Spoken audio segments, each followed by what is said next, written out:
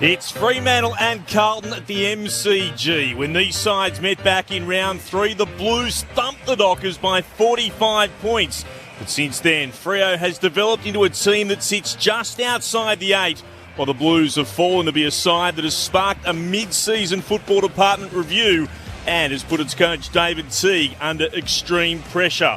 It's a rare visit to the home of football for Freo. 3 games shy of their 600th AFL game. Tonight is just their 55th appearance at the MCG and only the 4th time in the past 3 seasons they've had a chance to play here. But for tonight at least, under the twists that a COVID-affected season can cause, it's the Dockers, home away from home. And indeed, a cheer went up among the Fremantle players when the news filtered through this week they would be playing at the Melbourne Cricket Ground. Will they be cheering later tonight? There are no late changes for either Fremantle or Carlton. Mitch Croden is the medical sub for the Dockers. For the Blues, it's Matthew Cottrell. Clint Wilden with you for Grandstand AFL on ABC Sport. Ben Cameron is watching this one alongside me. G'day, Ben. G'day, Clint. Looking forward to it. It's all to play for Fremantle, isn't it? A chance to move into the 8. It feels like they've been dealt a bad hand, but what hand can they play when they come up against Carlton tonight, a team they've lost their past 3 against? They get the opportunity to do it at the MCG, a venue they've only played at 3 times since 2019. In that time, 14 times Carlton have played at this very venue. So they're more practiced there. For Fremantle, given the quirks of a COVID fixture, this is the first time since 2001 they've played back-to-back games, having travelled back and forth across the Nullarbor.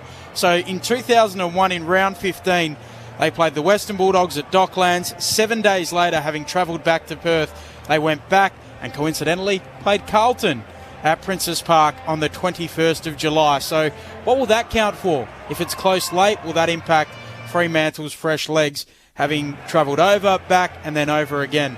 That'll be something to look at. How did they go in those games? They lost both of them, unfortunately, but the good news is, well, possibly good news, Coach Justin Longmuir and their football boss, Peter Bell, were in that team, so they'll know what it's all about. In fact, going back, the only time they played at the MCG in this fixture, Fremantle won that one by 35 points. Round 16, 2005. I bring it up because playing for Carlton that day, David Teague, Eddie Betts and Troy Longmuir.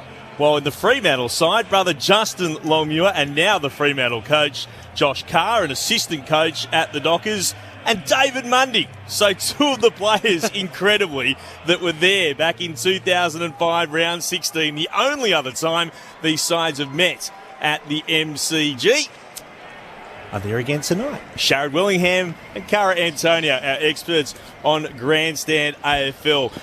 It is the travel factor, I guess, the biggest question. What impact will that have on Fremantle? They tantalisingly sit just outside the top 8. They can leapfrog Richmond and GWS, and it's the Giants who find themselves in there after their win over Melbourne earlier today if they're victorious. But they do have to back up what was a pretty impressive performance against Collingwood last week. How do you see it all going? Sharad, Cara, good to see you both. Good evening. Thank you very much for having us. Very much looking forward to this evening's game. The travel factor will play into it, as it always does for, out of Victorian sides. But in saying that, Freo being a well-versed team in travel, going to a stadium as the MCG and not having the Carlton crowd there on a Saturday night at full capacity will, I suppose, give them a little bit of confidence. I'm looking forward to this game for a couple of reasons. I think they're 2 pretty evenly matched teams around the contest, pretty even in clearances. Sean Darcy having an amazing year, putting his hand up to be one of the best ruckmen in the competition, I believe, at the moment. Some big midfielders in Nat Fyfe and Paddy Cripps going head-to-head. And also looking forward to the current Coleman medal leader in McKay getting out there and hopefully hitting the scoreboard with a few more goals. Thanks for having me, guys. And to our listeners, obviously, as well. Yeah, really excited to be here for this one. A little bit weird not being there in the flesh, but I think exactly what you just said, Shez, like the They are very evenly matched across all different stats. I did a bit of homework on my way home from Esperance today, actually, in the car back up. Very evenly matched around the contest, inside and out. I think Fremantle will have a little bit of confidence coming off their win last week against the Pies. That was on the road, obviously. They definitely got tested in that last quarter when Collingwood came. They stood up, they showed really good resilience, and their young players stood up, and obviously led by the front by Mundy. So I'm really looking forward to how they can, again, they're on the road again in a weird kind of circumstances, as are all teams now in Melbourne, but really excited to see that midfield battle, as you mentioned, but obviously with the one with Brayshaw as well against Walsh, the two young guns, that'll be really interesting. Or will we see a tag in Sarong go to Walsh to try and nullify his impact? I'm not too sure. I'm really looking forward to the contest, and there's also potential of Curnow trying to maybe nullify Fife a little bit as well. So you mentioned Harry Mackay. Now, neither Pearce or Logue for Fremantle played back in round 3 when he absolutely monstered the Dockers. Yeah, a career best showing, 7 goals, 5 behind, so 12 scoring shots from 10 marks. Who gets that job tonight? Yeah, well, just chatting off air, we think it's probably something that'll fall on Pearce and allow the other defenders to probably man up, or not man up, but position up in a more probably aggressive, I suppose, game style that will enable them to turn the ball over and then be in I suppose, ball movement structure. Agreed, yeah, as we mentioned off air, we definitely think it'll be Pearce, and again, if that doesn't work, you can obviously throw Logue down there as well. One thing we are seeing tonight is Nat Fife in the long sleeves. He's got them rolled up to the elbow or folded up to the elbow. I imagine perhaps protecting, maybe a little bit of padding on that injured shoulder as he returns, or maybe the strapping underneath that long sleeve. But one thing I am expecting, a whisper coming out of the camps, is that we will get Fife and Cripps head-to-head tonight, which Where's is that whisper come from? So we will also look at, potentially, do we see someone try and tag Walsh, or do we see Brayshaw and Walsh go head-to-head as two young stars on the rise as well? So I think coaches have got so much confidence in their structure these days and their players that until someone is having probably an impact in the game and you have to do something, you'll often just see players man up against each other and play their team structure, and then things might have to be manipulated around the contest to have people nullify someone's influence. But you always want to see the best players go head to head, but I don't think it'll be a traditional tagging to start off with. I think it will just be play structure. The coaches and everyone don't want to put a bad mindset, or I suppose a negative mindset towards the players pre-game. So it's all about, let's play our structures, let's go out there and do what we do. And yeah, like I said previously, they're both, and you said as well, the midfield battle is going to be really even, I think. Both pretty even. I think they're neck and neck with clearances and inside 50s. Yep. So I think Carlton will potentially be able to capitalise a little bit more on their inside 50s, and they'll, with that young forward line and young midfield, they'll have confidence, having come over here earlier in the year and touched up Fremantle. It's going to be an interesting one. How do we reckon that the Fremantle forward line are going to go? Obviously, Tabner out, but I thought last week with the Tabner injury, the others stepped up, and I think that's a real plus and a positive for the Fremantle Football Club.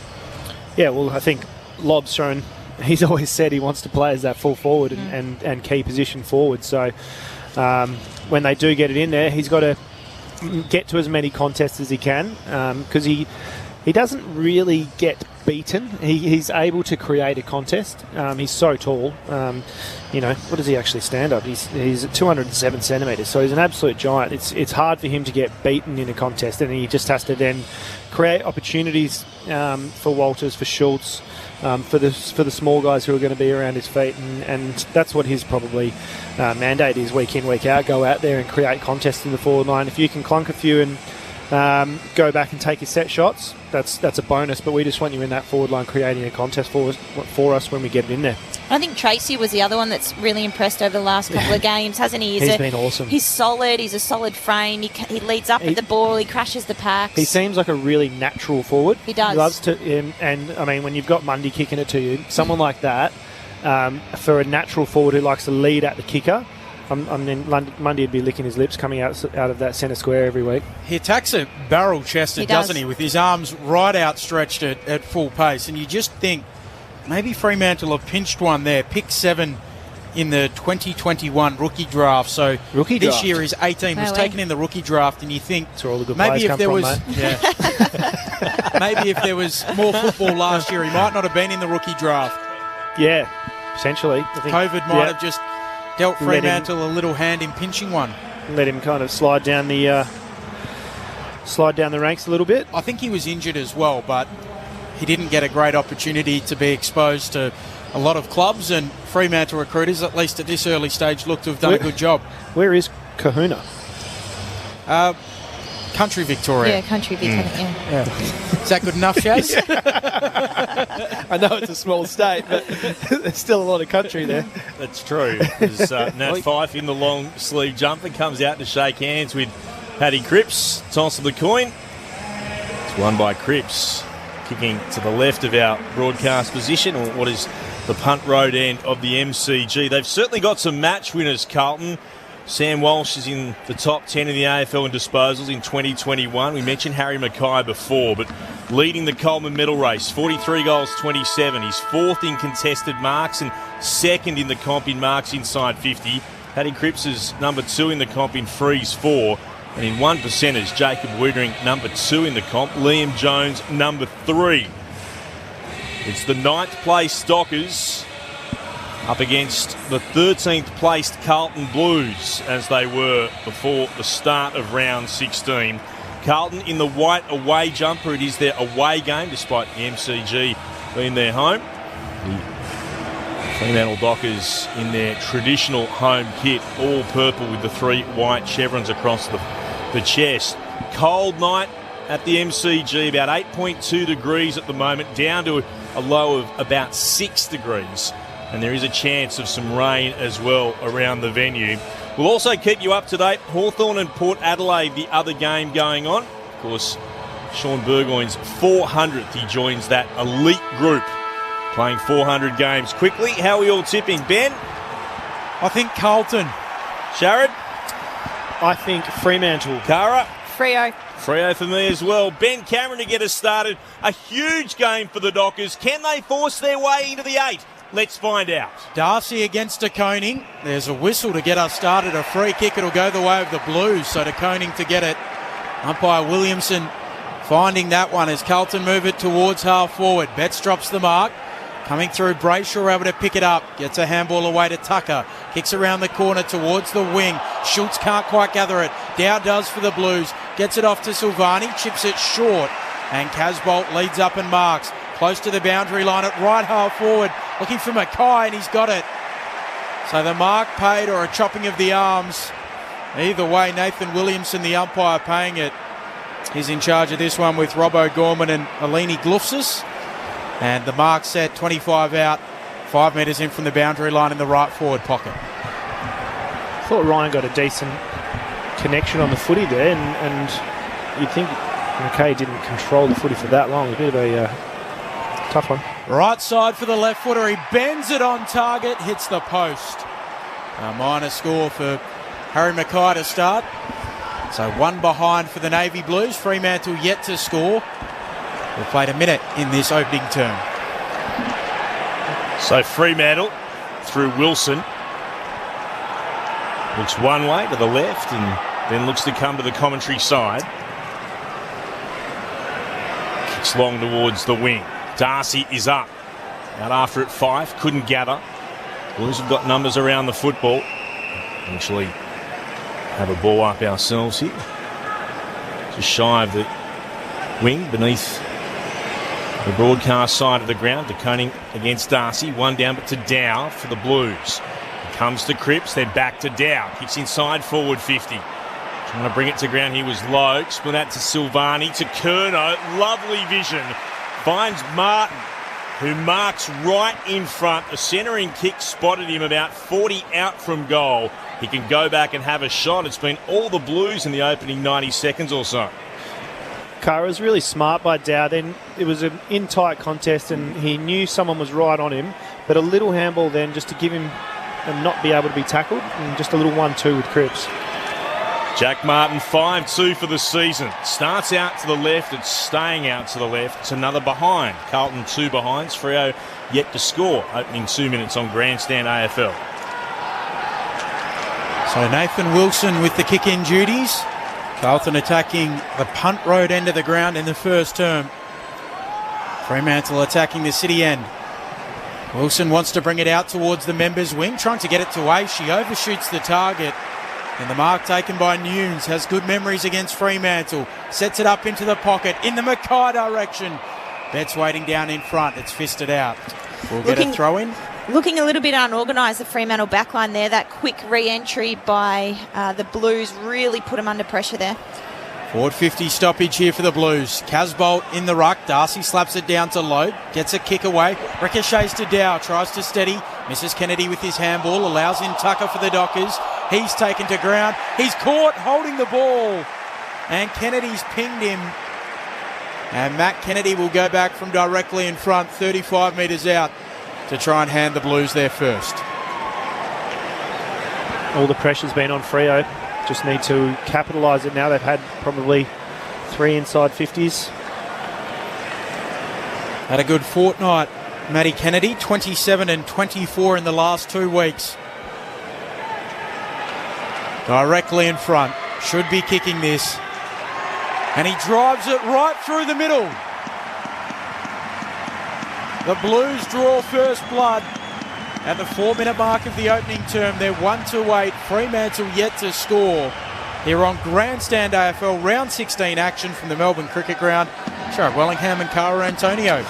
Yeah, well, Fremantle just can't get their hands on the footy. Carlton are all over them, really controlled. That pressure's been fantastic. A little bit stiff probably on that free kick there. But look, gone back and Kennedy's kicked the goal.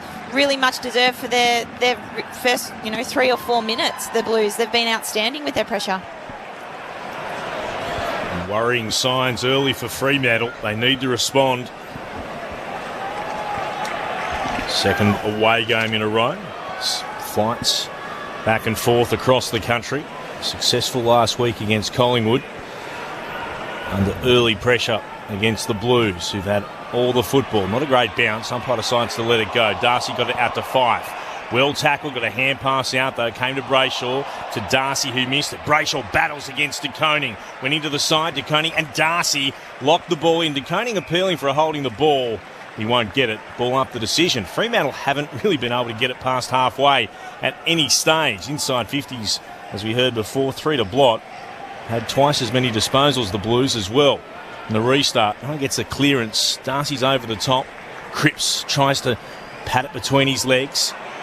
Brayshaw had it stolen by Dow. And then it goes forward. Inside attacking 50 from Kennedy. Defensive mark taken by Ryan. He's got it in the left back pocket. Goes short to Chera. And Chera sends it towards Aish. Running by Wilson. He'll take a bounce going through the centre square. Hands it off again. Good opportunity to put it inside forward 50 from Walker. He wanted to try and get it to Tracy. The spoil came from the front position from Jones. He saw it over the boundary line, throwing it right full forward for Fremantle. The Blues lead 1-8 to Fremantle, yet to score. 6 minutes gone in the opening term. What a great story Liam Jones is. Umpire spins it back in. Darcy in front. Tries to hook it down. Fife goes and picks it up. He's tackled quickly. Taken to deck there by Stocker. It gives him a little shove in the back for his troubles, and we'll get another ball up. Umpire puts it aloft. Darcy knocks it boundary side, going after it. Brayshaw. He's tackled by Nunes. There's a whistle and a free kick. Just a little bit high there from Nunes, and Brayshaw will have it deep in the right forward pocket here for the Dockers. In fact, it's Chera who's going to get the kick.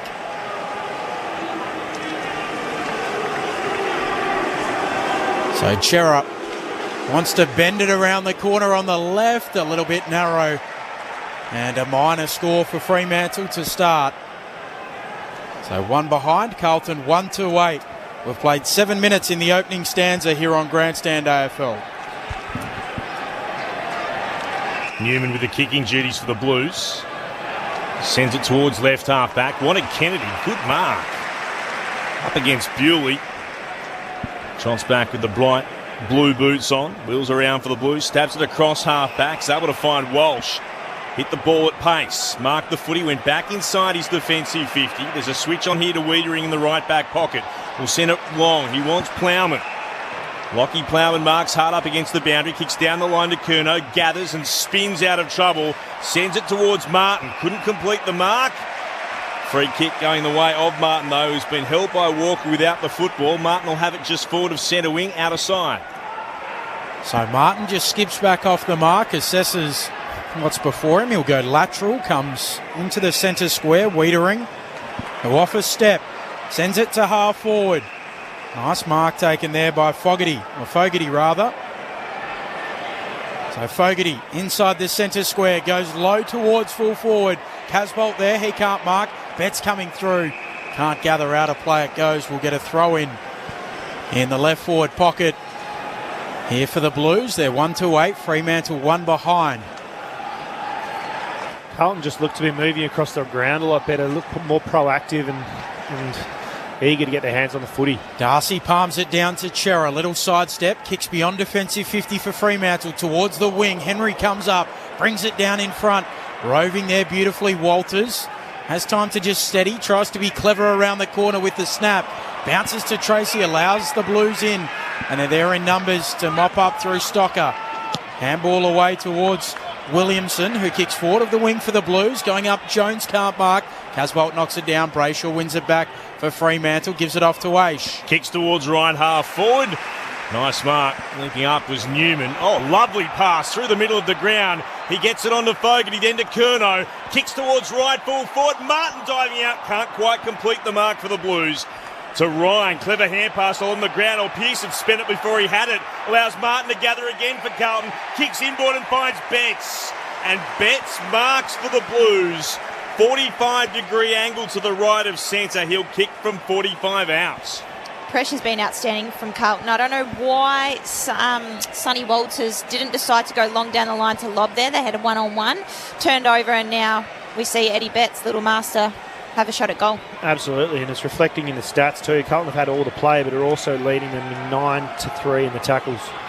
Betts' kick is absolutely perfect. Straight through the middle to give the Blues their second. Eddie Betts, just what Carlton desired. 2-2-14 the Blues. Fremantle 1 behind. And we've gone 10 minutes into the opening term on Grandstand AFL. Updating the score at the Docklands. It's 7 apiece between the Hawks and the Power. 1-1-7 each. 9 gone in the first term there. Yeah, as we mentioned, that was just built purely on pressure. Fremantle had nowhere to go. Alex Pearce, a rare fumble from him as a leader in the back line, and just the composure to hit up Betts into the forward 50, and he doesn't miss too many of those ones. Fantastic shot, and you that can see... was gun barrel straight as well. That was straight over the umpire's head. Did not deviate. And this is what happened in the last meeting between these two teams. So even though it was close at quarter time on that occasion, Carlton were beating up Fremantle in the important stats. Can Fremantle respond? A whistle from the bounce. It'll be called back. Just favoured the big Fremantle ruckman, Darcy. Casbolt in the ruck for Carlton. Darcy brings it down to Mundy. Mundy leaves it behind. Cripps trying to go after it. Brayshaw comes in off a wing. A little bump from Brayshaw. Now Mundy applies the tackle on Kennedy. And we'll get a ball up. That's the result of players not knowing what they can do with the bump. Both players just seem to pull out of that contest, which I really do not like seeing. And it's not that either were frightened or scared. They just are worried about suspension. So Fife gets a free kick here for Fremantle. Goes short to Darcy. And now Darcy looks inside 50. A low ball trying to find the chest of Tracy. It goes over the back of the pack. And there to knock it through pretty contently is Plowman. So a second minor score to start for Fremantle. Carlton's lead. 2 goals even. They're 2-2. Fremantle 2 behinds. 12 minutes travelled opening term. Newman for the Blues. Trots to left full back. Kicks beyond defensive 50. Darcy as the Fremantle meat and the Blues sandwich went up. Couldn't really get Trying to to take Mark of the Year there, I think. He did try to fly and couldn't quite get to it. Off hands and over for a boundary throw. He didn't quite get the knee to the back of Casbolt. Goodness me, you'd feel that too. Bit of weight about him, of course, the big fella. Ball ricochets around, comes out for the Blues. To Betts, a hurried kick towards left half forward. Logue with the defensive mark. Has it for the Dockers. A switch of play from right half back to left half back and spots Brayshaw. Pauses to assess what's in front of him. Will opt to go short. Tucker, who is leading out towards the boundary line in front of the Great Southern Stand, takes the mark. Still at left half back for the Fremantle Dockers, who trail by 12 points. The kick is short down the line and finding Brayshaw again. Brayshaw glances inboard. Nothing doing there. Decides to have a bit of a run and then will kick long towards left half forward. Good mark too. Lob coming out. Had the arms high up above the head. Took the grab. Wobbly looking kick inside forward 50 though. Punched away by Plowman. It spills to Wiedering. He'll kick the Blues towards the southern wing. Bouncing ball ends up in the hands of Fogarty, who tries a handball over the top of Brayshaw. Runs it down and knocks it out of play. We'll get a throw in. So between wing and left half forward here for Fremantle. Just steadied a little bit in the last few minutes, the Dockers. Casbolt palms it straight to Kennedy. He's tackled, shovels out a handball. Then a mop up Dow, gives it off to Petrevski-Seaton. Nice sidestep, gets around Shearer, delivers it to Silvani. Well worked by the Blues. They look on tonight. Silvani kicks forward of the wing. Coming out, Tucker spoils it. Fife roves. He loses it in a tackle. Holding the ball. And Walsh got him. Sam Walsh, a superstar on the rise. Has the free kick just forward of the wing for Carlton. Goes inside 50. Aish goes up unopposed. Intercept mark for the Dockers in the back pocket. 2 goals, Carlton's lead. Almost at the quarter hour mark, opening term. Aish beyond defensive 50, out towards Fife, who marks hard up against the boundary. He's at left half back. As Ben mentioned before, in the long sleeves tonight. They rolled up to the elbow. Fife goes back inboard with the kick to Logue. Runs back inside his defensive 50. Will switch play to the right back pocket. Pearce marks. Goes on a bit of a run. Kicks to right half back. This is Akers. Has to slide onto his legs to take the mark. Elects to play on quickly. Runs towards the wing. Almost ran himself into trouble. Tackled by Nunes. Just got a hand pass away. Dockers in possession still with Ryan, who kicks towards right half forward. Jones has taken a good mark. Or might have got one as well high. Take your pick against Tracy. But Jones has possession of the footy. Sends it back inside his defensive 50 to Newman, who marks. The Blues lead by 12. And we've gone 15 minutes into the opening term. The former Swan tries to pinpoint a target in Curnow. He finds him. Just beyond the defensive arc here for Carlton. Dangerous kick from Curnow. Able to find its way to Petrevski-Seaton, but Fife's there. Fife goes after it. Coming in, Williamson picks it up for the Blues at halfback. Gives it off towards Plowman, who sends it to Kennedy on the wing. Kennedy will move it out towards Walsh. Out on the southern side of the ground. He'll chip it short. And Owies can come up and mark. Former basketballer will send it inside 50 for the Blues. Going to ground is Mackay, and he'll get a free kick. In fact, it'll go the other way. It'll go to Alex Pearce. So Pearce to get the free kick. He'll have it 40 out from his defensive goal at left half back for the Dockers. He backpedals all the way into the left back pocket.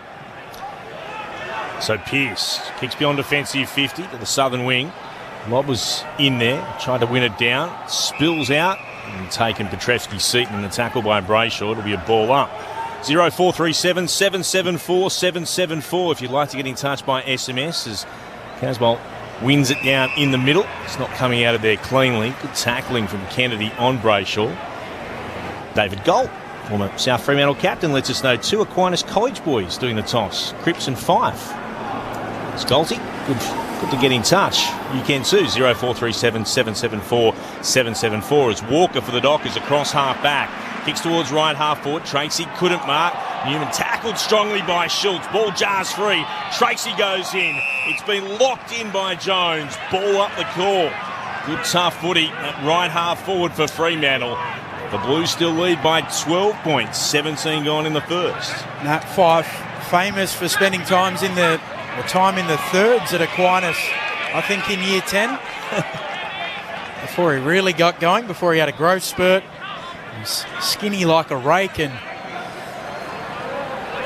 he's in the thirds. Umpire spins it in.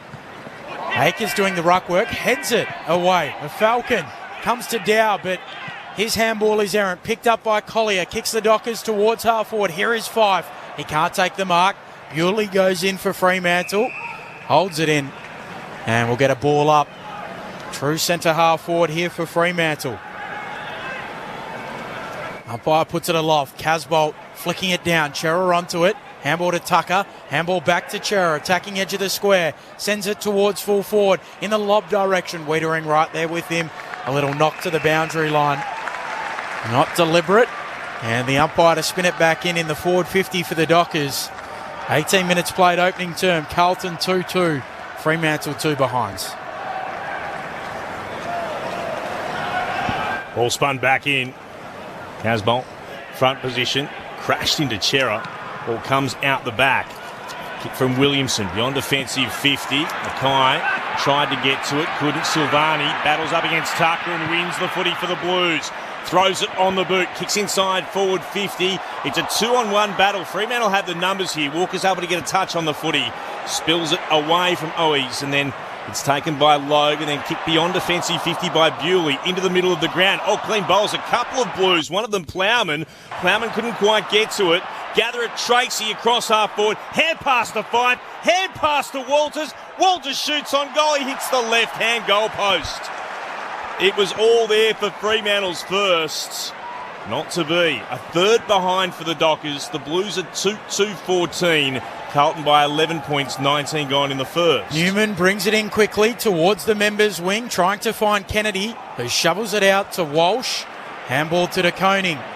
It kicks towards the logo. Good, well-weighted kick. Finds the chest of Fogarty.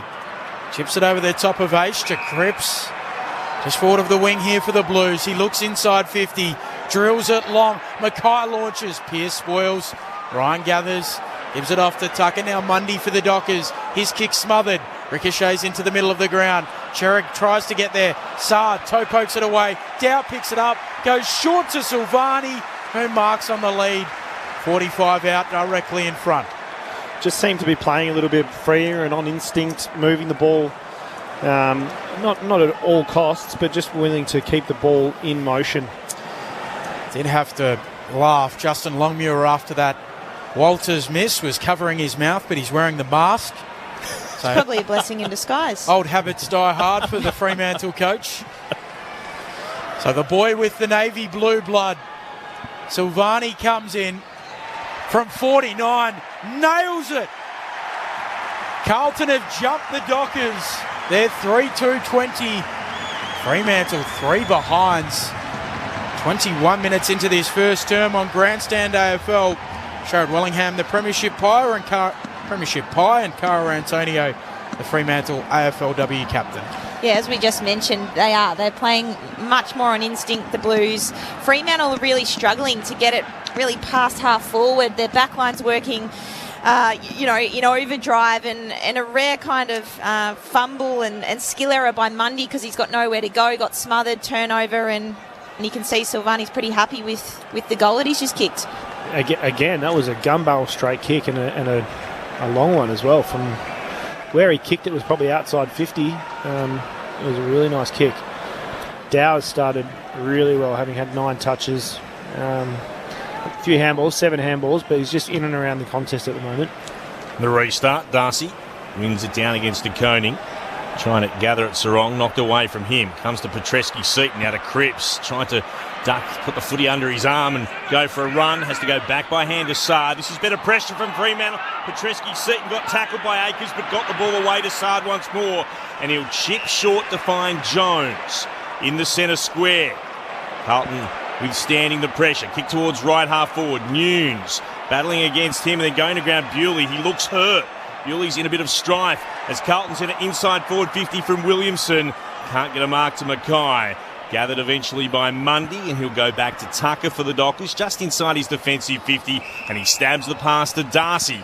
He marks it left half back. Still the Blues by 17, 22 gone in the first. Darcy kicks forward of the wing, over the pack, and a free kick. It'll go to Wiedering. So Schultz, an unrealistic attempt. So Wiedering kicks to De Koning in the middle of the ground. De Koning goes with a handball over the top. Williamson, usually a long kick, attacking edge of the square, goes into the pocket. Pearce comes over and fists it away. And we'll get a throw in the left forward pocket. Quick update from the Docklands. The Hawks lead the Power by 2. 1-4-10 to 1-2-8. 22 gone in the first. So Carlton by 17 here. Paddy Cripps doing the ruck work as Darcy brings it down. Fremantle through hands to Chera. Kicks a low ball beyond defensive 50 and Tracy up and marking. Working up the ground, the Fremantle key forward. Tracy at right half back. Will thump it as long as he can. Towards a contest in the lob direction. And offhands, it goes out of play. We'll get a throw in again. Neutral territory on this members wing here at the MCG. 3-2-20 plays, 3 behinds. 24 minutes gone opening term. Dockers trying to avoid their third goalless opening quarter of the season. They lost the other 2 to Melbourne and Port Adelaide, and Fremantle get a kick towards right half forward. Schultz going up, trying to drag it in and can't. It's over the boundary line for a throw-in.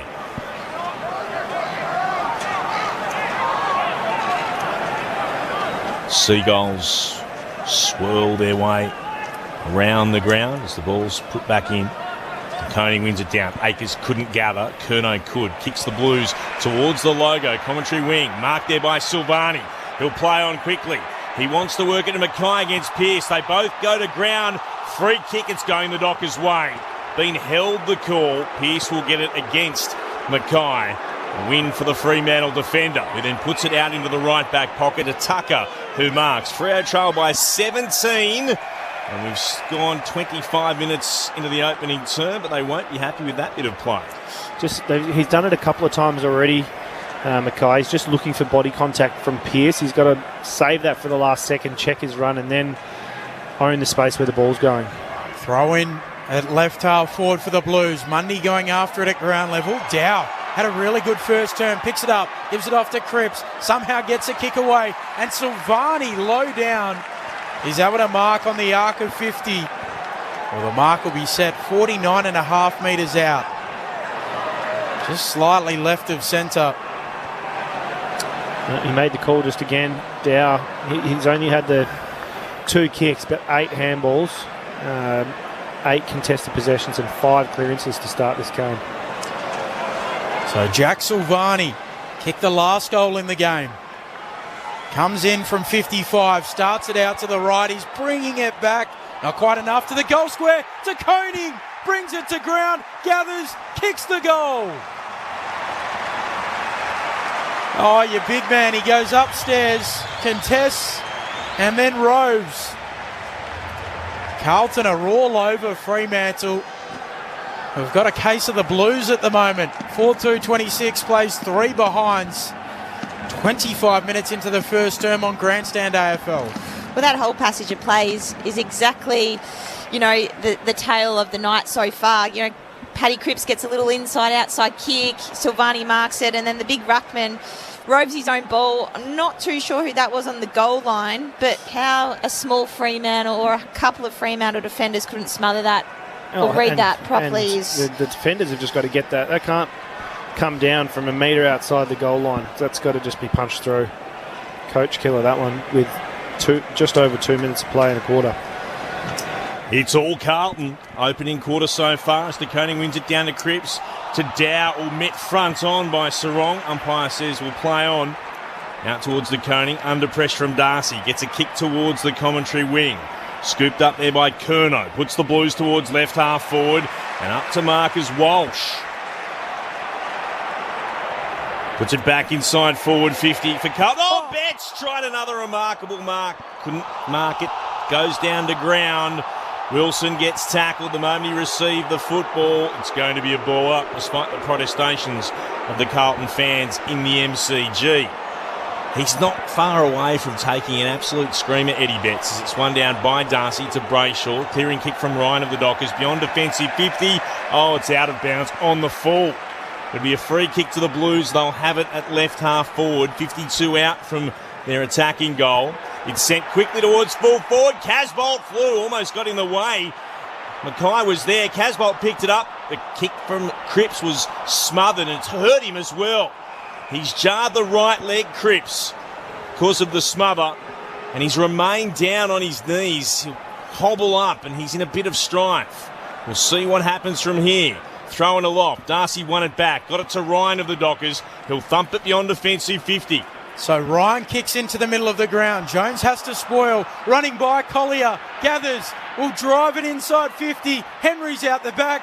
And he outpoints Plowman to mark.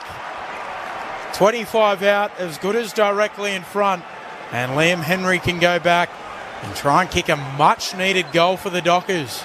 The composure from Ryan there out of the back line to come straight through the middle.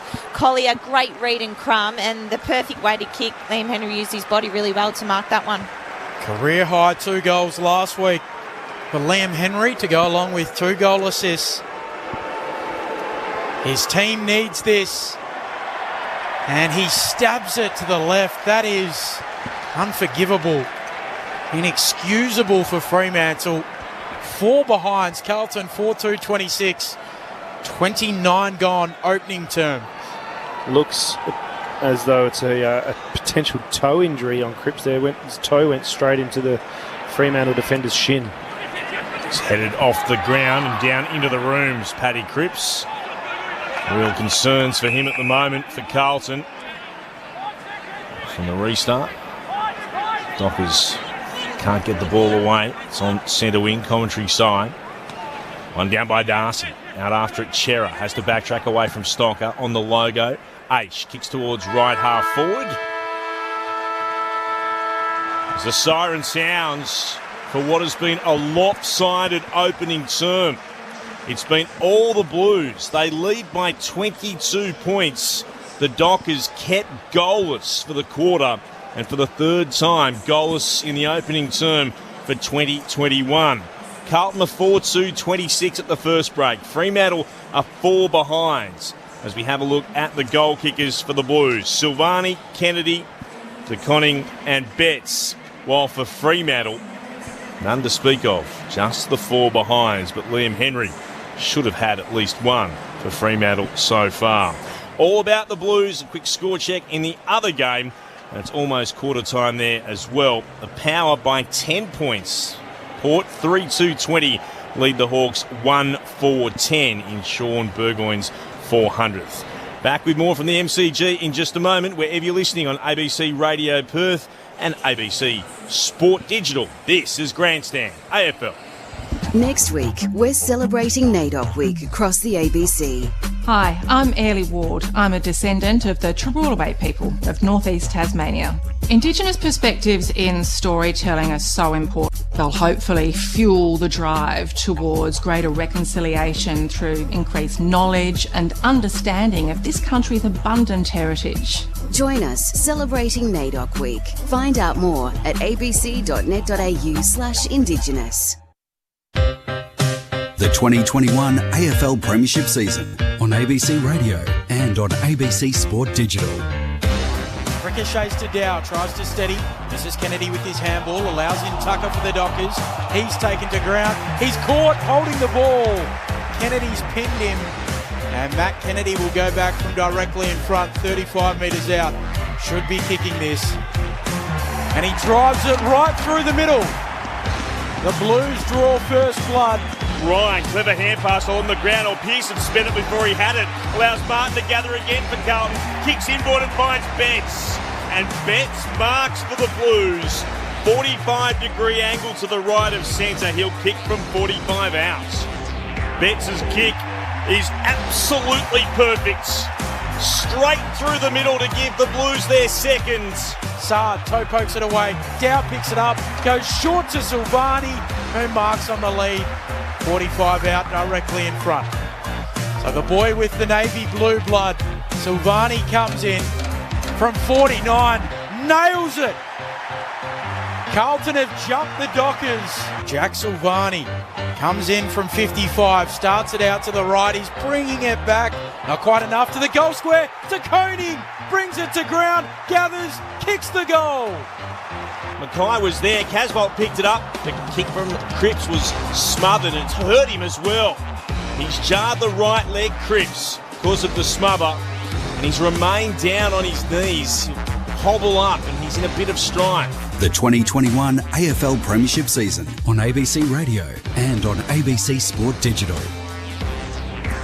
Good you could be with us wherever you're listening, and let us know where you are listening as well, be it on ABC Perth, WA, or of course on the ABC Listen app. Dave says he's listening in from South Carolina as dawn breaks on a hot summer's day. Come on you Blues, make it 2 in a row. If they can do that, Carlton, it'll be the first time since rounds 3 and 4 when they beat Fremantle by 45 points and then down the Gold Coast by 11. They're certainly in the box seat at the moment.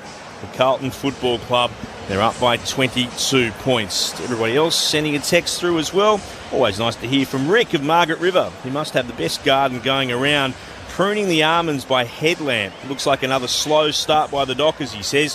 Thanks for your work. Always good to have you touching base with us, Rick. You can too. 0437 774 774. 0437 774 774. Goodness me, it's been a bit lopsided, Sharad Wellingham, Cara Antonio. It certainly has. It has. I mean, I just feel like the Blues have got the game, they're controlling everything, inside, outside ball. They're plus 22 disposals, plus 11 inside 50s, and their disposal efficiency is 81%. You can tell every time they're getting it, they're hitting a target. They're much more controlled with their ball movement, and Freo can't get their hands on it. You're exactly right, and it just started from the first bounce. They just really jumped them, controlled the tempo of the game, and controlled the way they wanted to be played. I mentioned that they were just playing on instinct and their ability to move the ball, not at will. They were still having to win contests, but they were moving the ball and taking the ball through the corridor from their backline when they did turn the ball over in their backline. Fremantle only had the 6 inside 50s, but four scoring shots, a couple of which were rushed. So it's been in there a couple of times and come straight back out. So all credit to Carlton that quarter, and it's been led by young Paddy Dow, who has just won the ball inside. I keep saying he's only had the 2 kicks, but he's been so damaging with his handballs in tight. Again, 9 contested possessions to start the game, along with 6 clearances. That's over half of Carlton's clearances for that quarter, and delivering the ball inside 50 as well to Silvani for his goal, which we saw during the quarter. He's started the game on fire, and Fremantle, they won't drop their heads. They won't be too worried at this stage, but they've just got to make sure that they can get the ball inside their forward half and lock it in there. They weren't able to lock it in there at all for that quarter. Some of the numbers, and Cameron, what do they tell us? So Carlton have had more of the ball, 87 disposals to Fremantle 65. Inside 50s, a big differential, 17-6. Contested possessions, Carlton plus 4. Clearances equal at 11 each. Leading ball winners, Paddy Dow with 11. Career high for a game for Paddy Dow's 23. So on track to beat that for the Dockers. Chera and Tucker both with 7. He's back out there, Paddy Cripps. So great news for the Blues as we're underway in the second quarter. Oh, Darcy fell awkwardly, got the tap away, but looked to hurt himself as it came out to Mundy. He's remained down, Darcy. Now it comes to Chera, then to Fife. Kicks long inside forward 50. Had too much on it. Wiedering back there. Takes the defensive mark for the Blues. Switch of play to Jones in the right back pocket. Beyond defensive 50. Well done, Schultz. Leaping up. Knocked it to ground. Sat there for Fogarty. Broke the Schultz tackle. Goes back to the Koenig. Has it at right half back for Carlton. Will kick down the commentary wing. No mark taken by Pearce. Despite being in front position, Tracy looked to work it forward again. Comes out once more to Walsh. Kicks towards right half forward. Awkward bounce. Sat up beautifully for Cripps. Running onto it. Hand passed inboard to Mackay. Stepped inside 5. Hands it on again. The shot at goal from Owies is through for a major. He kicks it from about 30 metres out in the right forward pocket. Wow, the pace that Paddy Cripps hit that football to give Carlton their 5th goal. That was electrifying. 5-2-32 the Blues. Fremantle 4 behinds. They're monstering the Dockers. The Blues by 28 points, 1 minute and 15 seconds into the second term. Again, a great start, and it was all just a wave of Carlton off the win of the possession, I suppose, off that contest. And you're right, Clint, that pace and explosiveness shown by Cripps was pretty extraordinary there. So, Matthew Owies, a University of Hawaii basketballer, a Category B rookie, a rarity in the sense that he's a Cat B rookie who is a basketballer who's a small forward. Point guard. I know, but usually in the AFL we're used to seeing them come in as ruckman, not Matt Owies as Fremantle. Extracted out of the middle through Chera. Low ball inside 50. Bouncing ball for Henry. Can't gather it. There to try and mop up his Stocker, taken high. So Stocker gets the free kick for the Blues. Kicks to right half back, and the mark taken by Plowman. Carlton in control. As Clint mentioned, Fremantle with a 3rd goalless opening term this year, and they lost the other 2 games against Melbourne in round 1 and Port Adelaide in round 11 as kick goes to the wing, looking for the goal kicker Owies, who can't quite gather it on the bounce. Sees it out, we'll get a throw in. 28 points, the Blues advantage. De Koning taps it boundary side. Kennedy taken down and taken high. So Kennedy to get the kick on the wing. 5-2-32 Carlton. Fremantle 4 behinds. 3 minutes played in this second term. Kennedy thought about going inboard, instead stabs the pass short. Finds Walsh. Moves on again to Petreski-Seaton. On the commentary wing here at the MCG. He'll pop it short again. Slow, deliberate approach from the Blues as Walsh marks once more. This will be disposal number 8 for him. Glances inboard, short pass to Saad. Saad trots back, he'll run towards the logo, and now we'll put it long inside forward 50. Big pack up. Mackay went for it, couldn't mark. Spills at the back. Wilson tried to tap it to his own advantage. Stolen by Casbolt. Wilson grabs his hand. Casbolt just able to get a kick away. Or has he? No. Ping for holding the ball. Did spend a long time. We tried to hear the umpire whistle. Just couldn't get rid of it. Wilson, well done, winning the free kick under real pressure for the Dockers, who still trail by 28 points 4 minutes into the second. Wilson in the back pocket, waits his kick to Schultz, who's cleaned up. Stocker just beeline Schultz. Caleb Sarong gives him a little tug on the jumper. Schultz gets to his feet. Okay to take the kick. Sophie says, honestly, I put the broadcast on to cheer me up while tackling a chaotic kitchen situation and you're not helping. Sorry, Sophie. So Sarong kicks to a contest on the wing. Mundy, front and square, able to gather at his bootlaces. Bursts through them all. Kicks to half forward. Finds the chest of Henry. Now he looks inside 50. Tries to pinpoint Tracy and does. The big kahuna marks. 45 out, slight angle to the left-hand side. I feel like time stops when David Mundy gets the ball, like a clean pick-up. It's like the sea parted and he made his way through, and just a real patient kick there from Leon Henry to hit it to Tracy. In good form, David Mundy. 10 coaches' votes last week for his 28 disposals. Tracy comes in, puts his big right boot through it, and gives Freo their first. Boy, did they need that. A 1-4-10 the Dockers. Carlton 5-2-32, back to 22 points. Early stages of the second, 5 minutes in. Yeah, you're exactly right, Garrett. It's similar to an old teammate of mine, Scott Pendlebury, just able to kind of make people look like they're standing still, and he just smoothly weaves his way around people. But as we made the call pre-game as well, Tracy just loves coming up at the kicker, and Henry obliged just then. And again, a really nice conversion. A very nice conversion. Yeah, it was a really big kick, and 18 years old. I know, he's not a big man. 19 yet. He's a beast. bright future for Fremantle. What do they feed him in Kahuna? the big Kahuna. It's a great nickname. DeConey wins it down in the middle, but Darcy picked it up off the deck, gave it to Fife, broke the attempted tackle of Kennedy, and got a hand pass away to Brayshaw. Kicks the Dockers to right half forward. Spoil came from Jones at the back. Stocker tried to tap it forward, straight to Brayshaw, set upon immediately. Has he been taken high? No. It's going to be a free kick. Not making the effort to get it away, Brayshaw, according to the official. Tried the fend off. I would have thought maybe Cripps had got him high around the shoulder, and I certainly reckon Brayshaw thought that too. But Cripps has got the free kick nonetheless. Kick down the outer wing. Poor kick from Cripps by, well, anyone's standard really. It's straight to Ryan, and he marks it right half back for the Dockers. Kicks looking for Fife, who marks on the logo. Great southern stand side. Moves it to Schultz in the centre square. A couple of metres shy of the attacking edge. Kicks a stabbing ball inside forward 50. Wittering punched it down. It's there for Darcy. Got a hand pass out in traffic. Coming through, Switkowski might have been taken high. He's been wrapped up.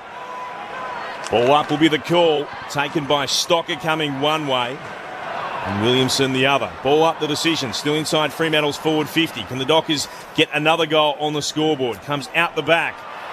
Eventually to Sarong, and Sarong has a long-range shot at goal from about 45 metres out. He just misses to the right-hand side. 1-5-11 Fremantle, but they have up their ante. The Blues are 5-2-32. 7 gone in the second. So Newman to bring it in. Stabs it short to Wietering. Still inside the defensive arc here for Carlton. He'll go short just beyond it. Back to Newman, who's run on. So Newman, unsure where to go. He runs back inside the 50, then kicks it across his body to the wing, and Betts can mark.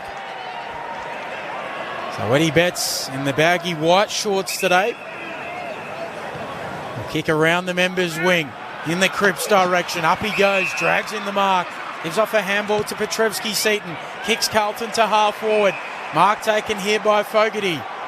Mark set on the attacking edge of the square on his left. Kicks to full forward. Silvani's there. Getting back. Walker brings it down. Curnow. Handball to Dow. Dow snaps on goal. And Dow just keeps on keeping on. He's kicked the goal. He's got a major to go along with his 12 disposals. And Carlton responds 6-2-38. Fremantle 1-5-11. 9 minutes played, second term grandstand AFL. I thought Fogarty may have played himself into a little bit of, into a bit of trouble there, but again, played on an instinct. It was his, mindset at the top of the 50. You often run back and try and maybe slow play it inside 50, but he just went and turned onto his left foot, but still managed to put it to a dangerous spot at the top of the square. And I'm not sure who dropped that at the top of the square. It was... that was Walker, yeah. Walker, yeah, dropped at Bad the top miss. of the square, and those ones you just got to wrap up. But Just seems Carlton are all on the one page at the moment, aren't they? It is their MO. They're the number one play-on team. Fremantle are 18th. So they do like to go, Carlton. Darcy won it down to 5. I spotted a free kick. Fremantle will take the advantage here, and then Tucker works its way towards Tracy at centre half forward. Hand pass up into the air. Bewley onto it. Pops the pass short. Too short. Not what he was hoping for at all. And the intercept mark taken by Plowman. Plowman goes on a run.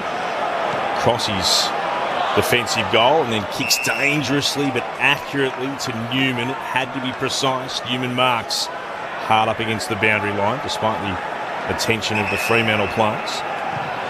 Newman beyond defensive 50 towards left half back. Mackay! Good mark for the big blue. Come a long way from where you'd expect him to be up against Wilson, who Makes no effort really to stand away. Eventually Mackay's able to retrieve the football from underneath Wilson's feet. Kai for the Blues, kicks towards left half forward. Good work here from Darcy, takes the mark, landing on the deck as he fell backwards. The Blues are 6-2-38, Fremantle 1-5-11. We've gone nearly 11 minutes into this second term on Grandstand AFL. Darcy kicks to the logo. Mundy does well to mark. The wily vet, 347th match today. The boy from Seymour. His kick, a good one for Chera. 27 points, Carlton's advantage. Top 8 spot at stake for Freo. Chera goes long to the hot spot. Tracy trying to get there. Jones too good. Takes the contested mark at fullback for Carlton. 8 coaches vote in round 3 against Fremantle for Liam Jones. Here he's a little too adventurous. Turns it over with his kick. Fife gathers on the bounce. Gives it away to Switkowski. Schultz in the pocket. Zigging. Zagging. Run down. Gets a handball away. Now Switkowski through traffic. Back to Schultz. A free kick. He was taken high, Switkowski. Oh, it was laborious from Fremantle, but Switkowski will get the set shot. Worse than a 45-degree angle. Marks at about 40 out. Schultz made hard work of that one. Had a few probably different options. He probably should have snapped it at the start, but I think chose the fourth out of 3 options. Yeah, I think Tracy's pressure though on I think it was Jones that was kicking it out was fantastic to cause the initial turnover. It was fantastic. So Switkowski, 14 disposals and a goal last week. Fremantle inaccurate all year again tonight. Switkowski is not. He finds the major opening. Claps his hands and says, come on, boys. 21 points the margin. 6-2-38, plays 2-5-17. 13 gone second term. Grandstand AFL, Sherrod Wellingham, Cara Antonio.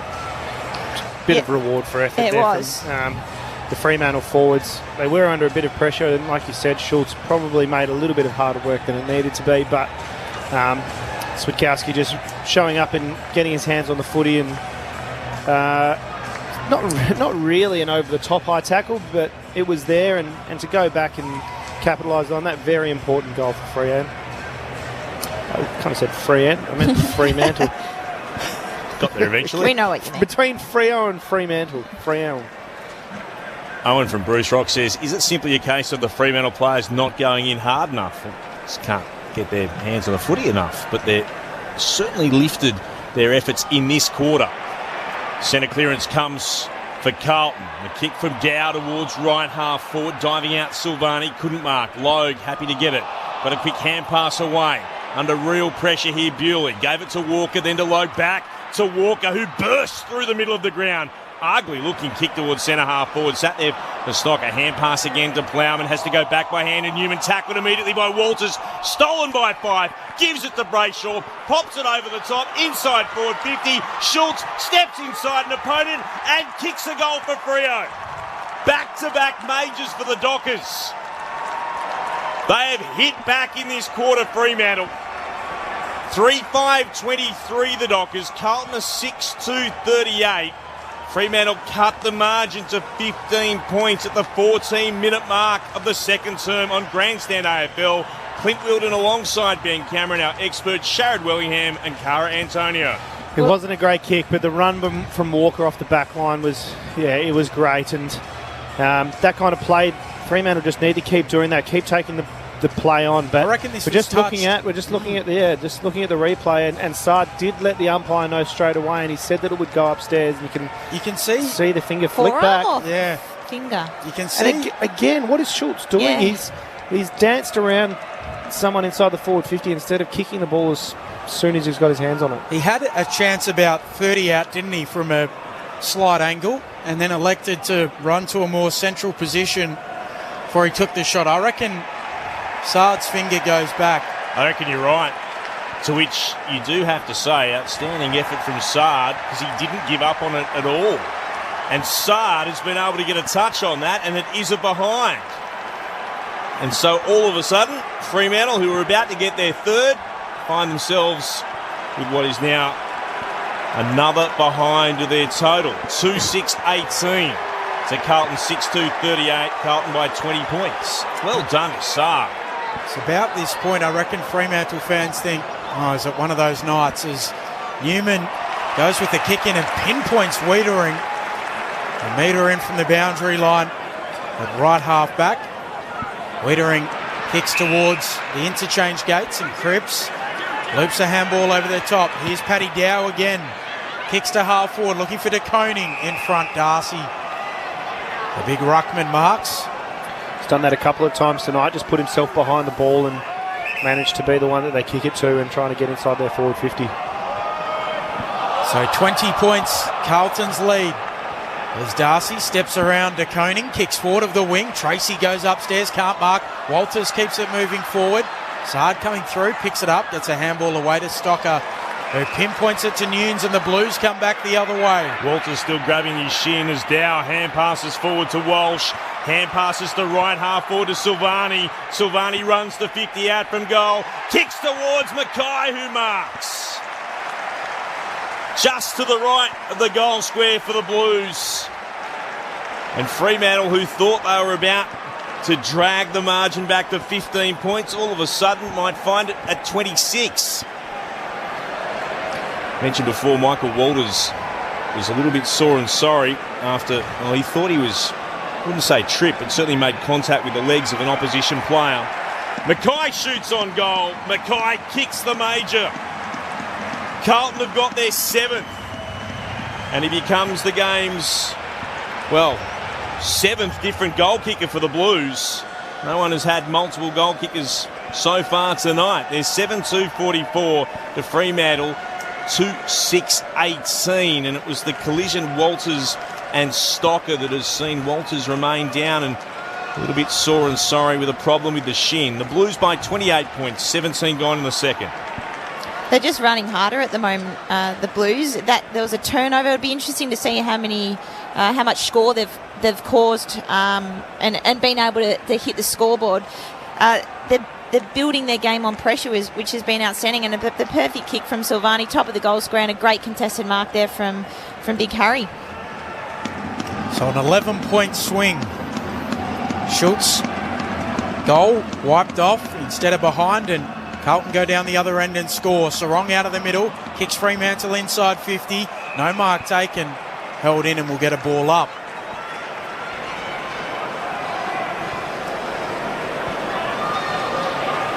So 45 metres out from the Dockers' goal. Darcy flicks it down to Sarong, snaps across his shoulder towards full forward. No mark taken, spills out to Henry, trying to gather, he can't quite. Wiedering comes across, Henry tries to keep it in, lob tackle to the boundary line, his handball keeps it in, and eventually the ball bounces out. And a throw in the right forward pocket for the Dockers. 26 points the Blues advantage. Closing in on, well, not really closing in on half-time, 19 minutes into this second. Darcy takes it out of the ruck, gets a handball away towards Switkowski, knocks it to his own advantage, squeezes a shot and misses to the left-hand side. 25 points, the Blues lead. Carlton quickly through Newman to Saad, who's got the ability to take a bounce. Dangerous kick. Set up his teammate. Oh, Nunes gets a free kick. Ace thought he'd won possession of the football, but a little bit high. So Nunes, who broke Freo hearts, of course, last year. An amazing goal after the siren to give them victory at Perth Stadium. Goes on a run and got away from Akers and then moves it short. Getting the kick to Silvani, who marks it left half back. Silvani sends it back inside his defensive 50. Here's Newman. He goes short to Plowman if he wants. He'll mark in the right back pocket. Blues look to switch. Plowman, oh, that's a poor kick. That's out of bounds on the full. Was hoping for Wiedering, missed him by 2 metres and behind him as well. Well played by the Fremantle defender there. Well, I suppose Lob he was defending. He's not a defender, but just put the kicker and Plowman in 2 minds. So Lob will take the free kick from left half forward. Goes in the Fife direction, who flew went early. Behind him, Newman marked defensively for the Blues. He's got it at right full back. Carlton's lead remains 25 points as we head into time on in the second term on Grandstand AFL. So Newman towards the members' wing, turns it over. Switkowski marks on the arc of 50. A little unsure where to go. He moves it into the pocket. It's off hands, partially smothered. Lob gathers. Handball to Brayshaw. Walters tries to dribble it to Henry, who picks it up. He's tackled to ground. Good defence from the Blues. Walsh, a good tackle. And we'll get a stoppage. 25 metres out from goal here for Freo. Darcy and De Koning battle. Darcy knocks it out towards Fife. Brayshaw tries to pick it up. Stocker's there for the Blues. Jams it on the boot. Clears the danger. Good mark. But to Aish on the logo. Commentary wing of the MCG. Kicks Fremantle back inside forward 50. Darcy! Front position against De Koning. Takes a good mark. And the big fella has to go back and kick the goal for the Dockers. He just owned the drop of the ball there, and it was a great low penetrating kick by Aish. One front position, and he's taken, as you mentioned before, he's taken a few marks defensively, but it's good to get one inside forward 50, and you know he has had a number of good goals this year. Hopefully this can be another one. Certainly as far as Fremantle fans are concerned, he'll kick from 45 out. He splits the middle. Darcy gets his 9th of the season. And he gives Fremantle some hope. At the 22-minute mark of the second term, they've been comprehensively outplayed, but they've cut the Blues' lead to 19 points. Carlton are 7-2-44. Fremantle 3-7-25. Grandstand AFL on ABC Radio Perth, WA, and also on ABC Sport Digital. Our experts, Sharad Wellingham and Cara Antonio. You're exactly right.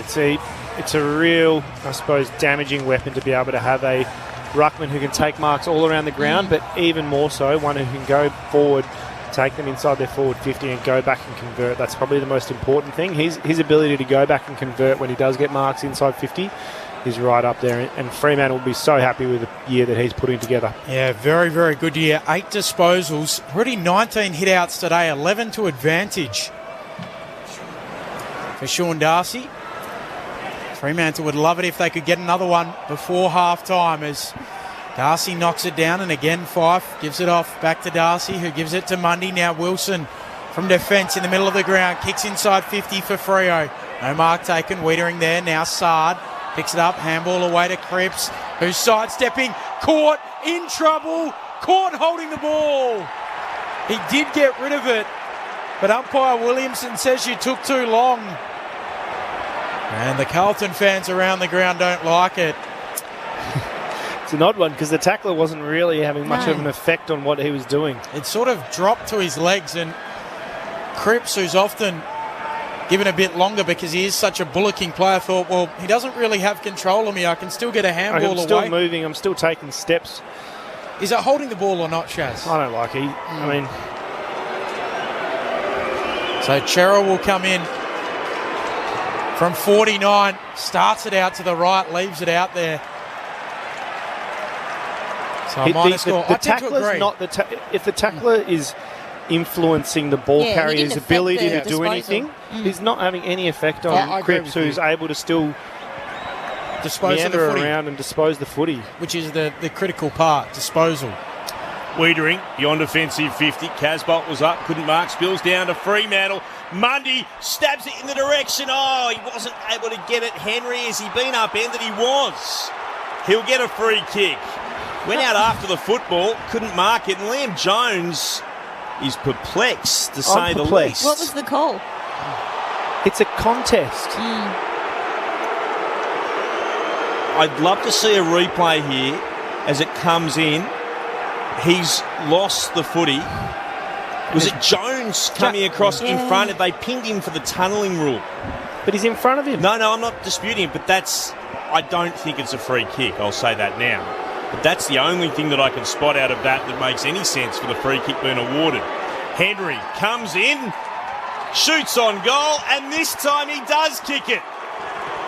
Joy for Fremantle, frustration for Carlton. Henry calls the rest of the Dockers players to him to celebrate. We've got a contest. Carlton's lead cut to 12 points, 7-2-44 to Fremantle's 4-8-32. All I can suggest is Jones coming in from the side. They've made the decision with Henry in the air. He's made contact to him on his legs, the tunnelling call that we've seen before. I'm not sure that there's a free kick there, but they're just taking contests out of the game. Oh, no, again, I'm not saying that's a free kick, but that's what I think the free kick is for. Yeah, that's what he's called it for, absolutely. And I just don't think that should be a free kick. He almost went in to protect himself, didn't he? I'm not able to get the ball. I'm just going to protect my head. And it's not one that we saw in the past where players would deliberately back correct. into the players. So I think Carlton can feel a little bit aggrieved with that. Now kick 3 of the last 4, and Fife emerging out of the middle. Drives it inside 50 for the Dockers. Good mark, Wiedering. The John Nichols medalist standing tall, taking the defensive mark. Flaring it to right half back, and his key defensive partner in Jones, who chips it beyond the arc to Stocker. So Carlton repelling that Fremantle foray. Stocker to the wing, poor kick, turns it over, Pearce marks. Fremantle finishing this first half with a wet sail. Pearce comes infield to Tucker. Kicking sometimes can be a bit iffy. He'll go to centre half back here and Logue. He wants to go straight up the middle. Sweeps a hand pass to Wilson. Tackled by Betts as soon as he received it. The umpire holds his arms to his chest. Says, let me ball it up. 2 goals, Carlton's lead. 7-2 plays 4-8. Umpire puts it aloft. Darcy took clean possession. A hurried kick through traffic. Running onto it, Chera. Gets a hand pass in the direction of Akers. It bounces past him. He's able to gather. Hand pass over the shoulder to Collier. Tackled by Nunes.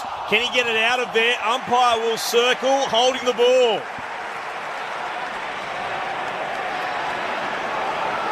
Nunes with the free kick. Takes it for Carlton. Goes short to Petrevski-Seaton. Still just shy of centre wing. From the great Southern Stand at the MCG. Blues leaders 12 points. Kick is down the line to Betts. Eddie Betts just cradles the Sherrin in the left hand. Takes a couple of steps and then kicks high towards left half forward. And Pearce was the only player really to attack the drop of the football. Slid out and took the mark for the Dockers. Goes short by hand to Ryan. He's got options by hand if he wants. Instead, he'll kick it short. And works it towards Walker, who marks in the right back pocket. He'll stab the ball back towards the top of his defensive goal square to Ryan again as Fremantle look to set up. They trail by 12 points, 28 gone in the second. So Ryan looks a little bereft. Will now go up the middle. There's a target there in Walker. Walker chips it further up the middle to Chera. Goes for a run. Into the middle of the MCG. Drives it inside 50. Bouncing ball for Walters. Works boundary side, then cuts infield. Tries to centre it and can't find a target. Only Liam Jones who marks. So the Blues will get it back. 40 out from their defensive goal. Jones moves it to the members' wing. Gow, who's had a big first half, a 16th possession. Kicks forward of the wing. In the Casbolt direction, over his head it goes. There is Logue, mops up well. Gives it off to Pearce. Handball to Bewley, little fumble. Good enough to recover into Brayshaw. The Dockers back down the members' wing. To Tucker, to the captain in 5. Hand pass bounces its way back to Tucker, to Fife again, who stabs the pass. And it's marked by Brayshaw, just on the logo commentary wing. On a short run, kicks towards left half forward. Jones got in front of Tracy, and Tracy gives away the free kick. The Blues will move it on quickly with the advantage. It came to Curnow, then to Petrevski-Seaton. Kicks towards Saar. Thought about playing on for a moment, then thought the better of it. So he propped and stopped, and then shares it out towards Newman. Still on centre wing.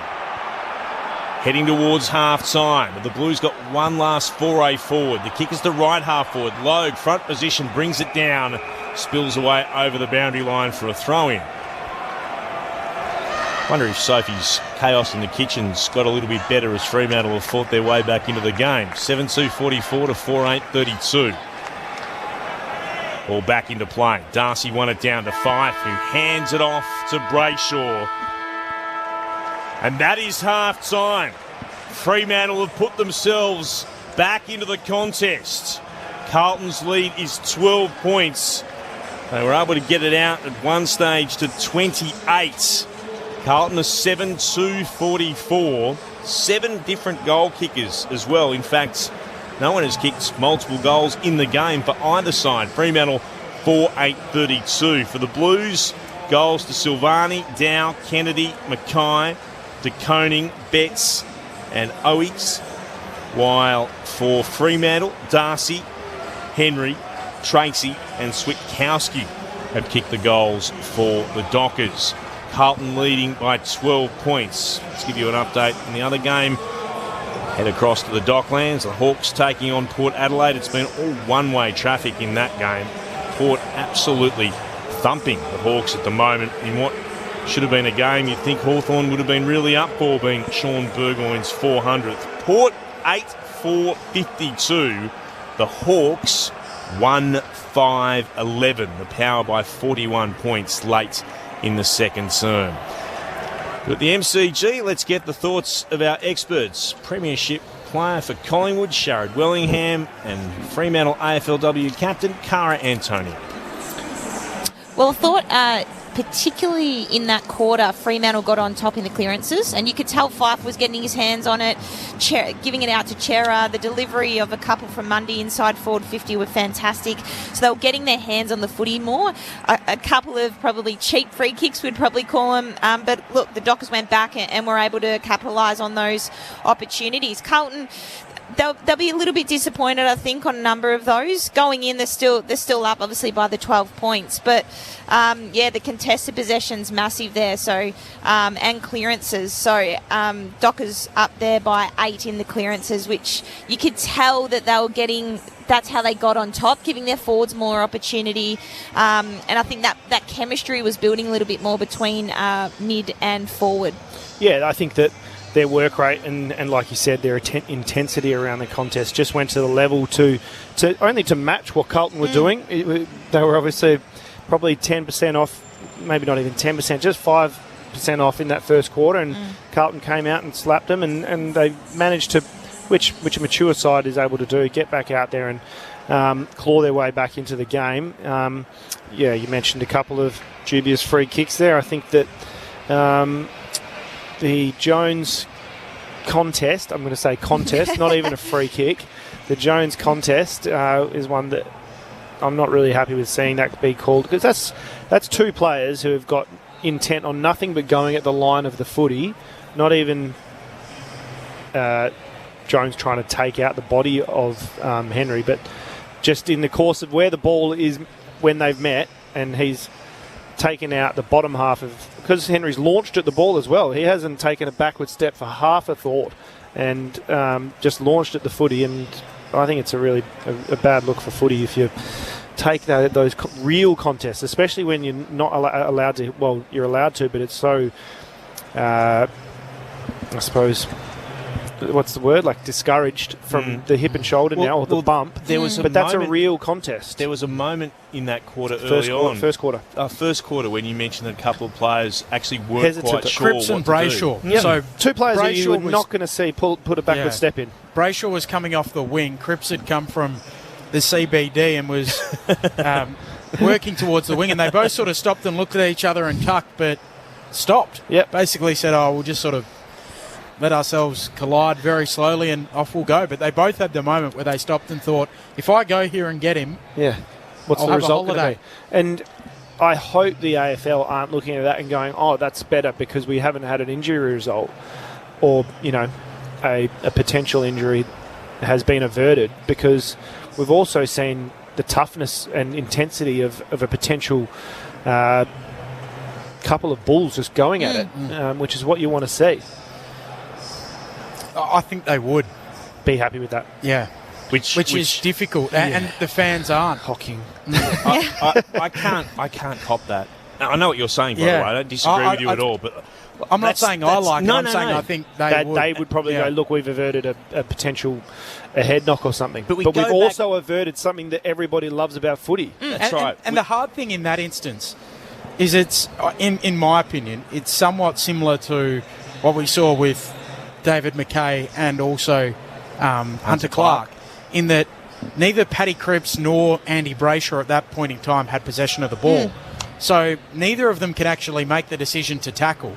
There actually is no alternative in that moment for either of them. But if the other one grabs it first, then we're splitting hairs on Monday night on the footy shows saying, who took a backward step and waited.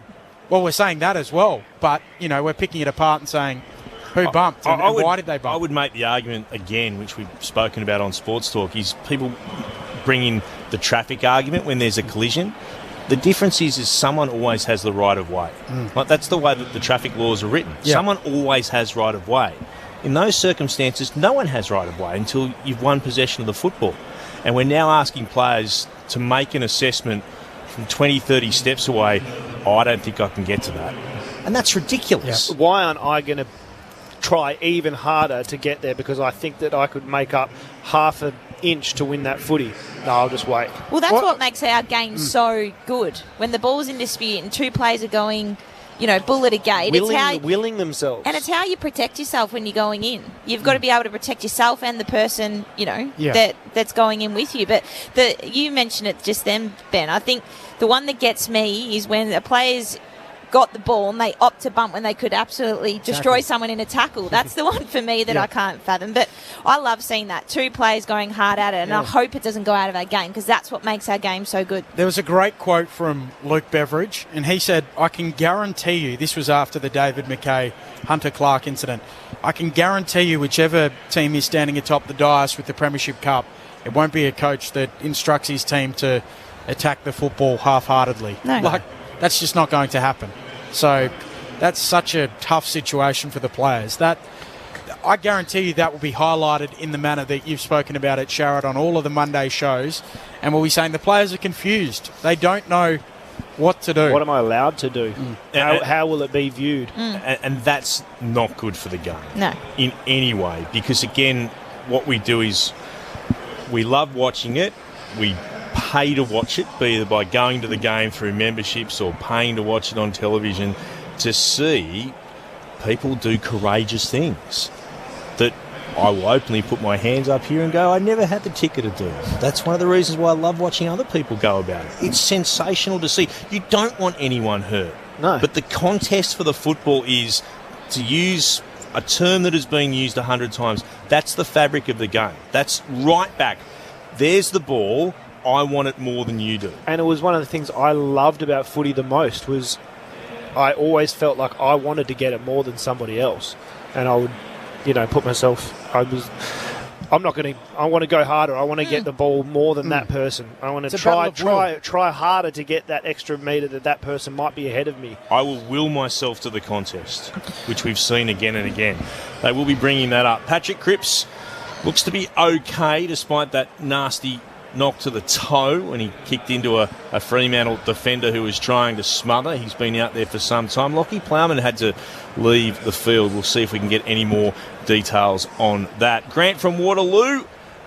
Sharad Wellingham, great call as usual.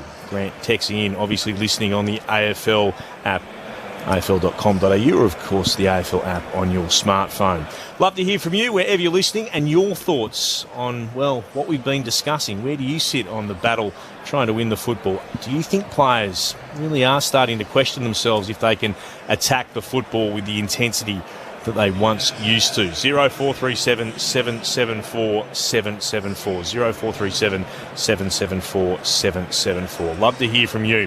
Half time here at the MCG. It's the Blues by 12 points over the Dockers. Half-time at the Docklands, and the Power by 42 points over the Hawks. Earlier today, Brisbane by 52 points over Adelaide, and the Giants move for the moment into the 8 with a 9-point win over the Demons. Certainly an upset win there for the Giants over Melbourne. But let's pause now and take the latest from the ABC Newsroom.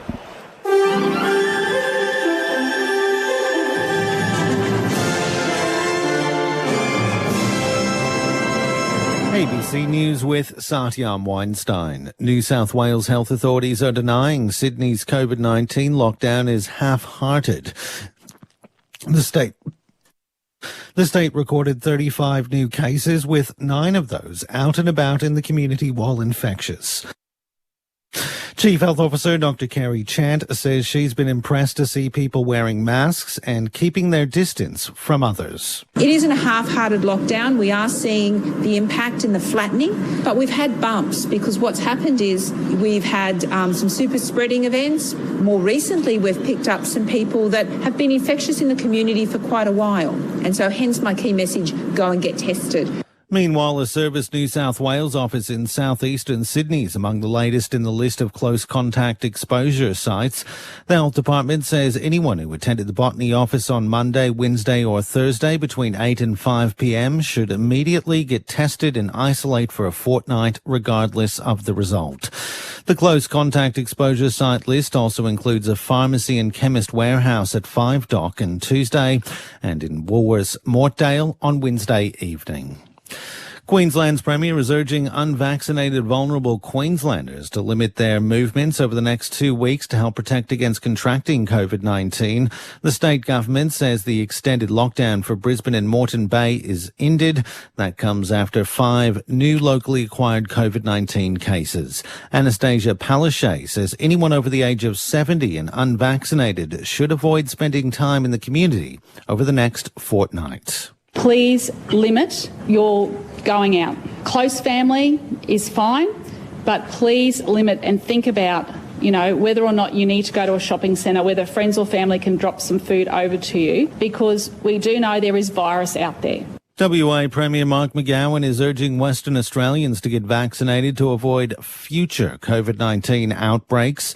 The state recorded no new community cases, with nearly 9,000 people tested yesterday.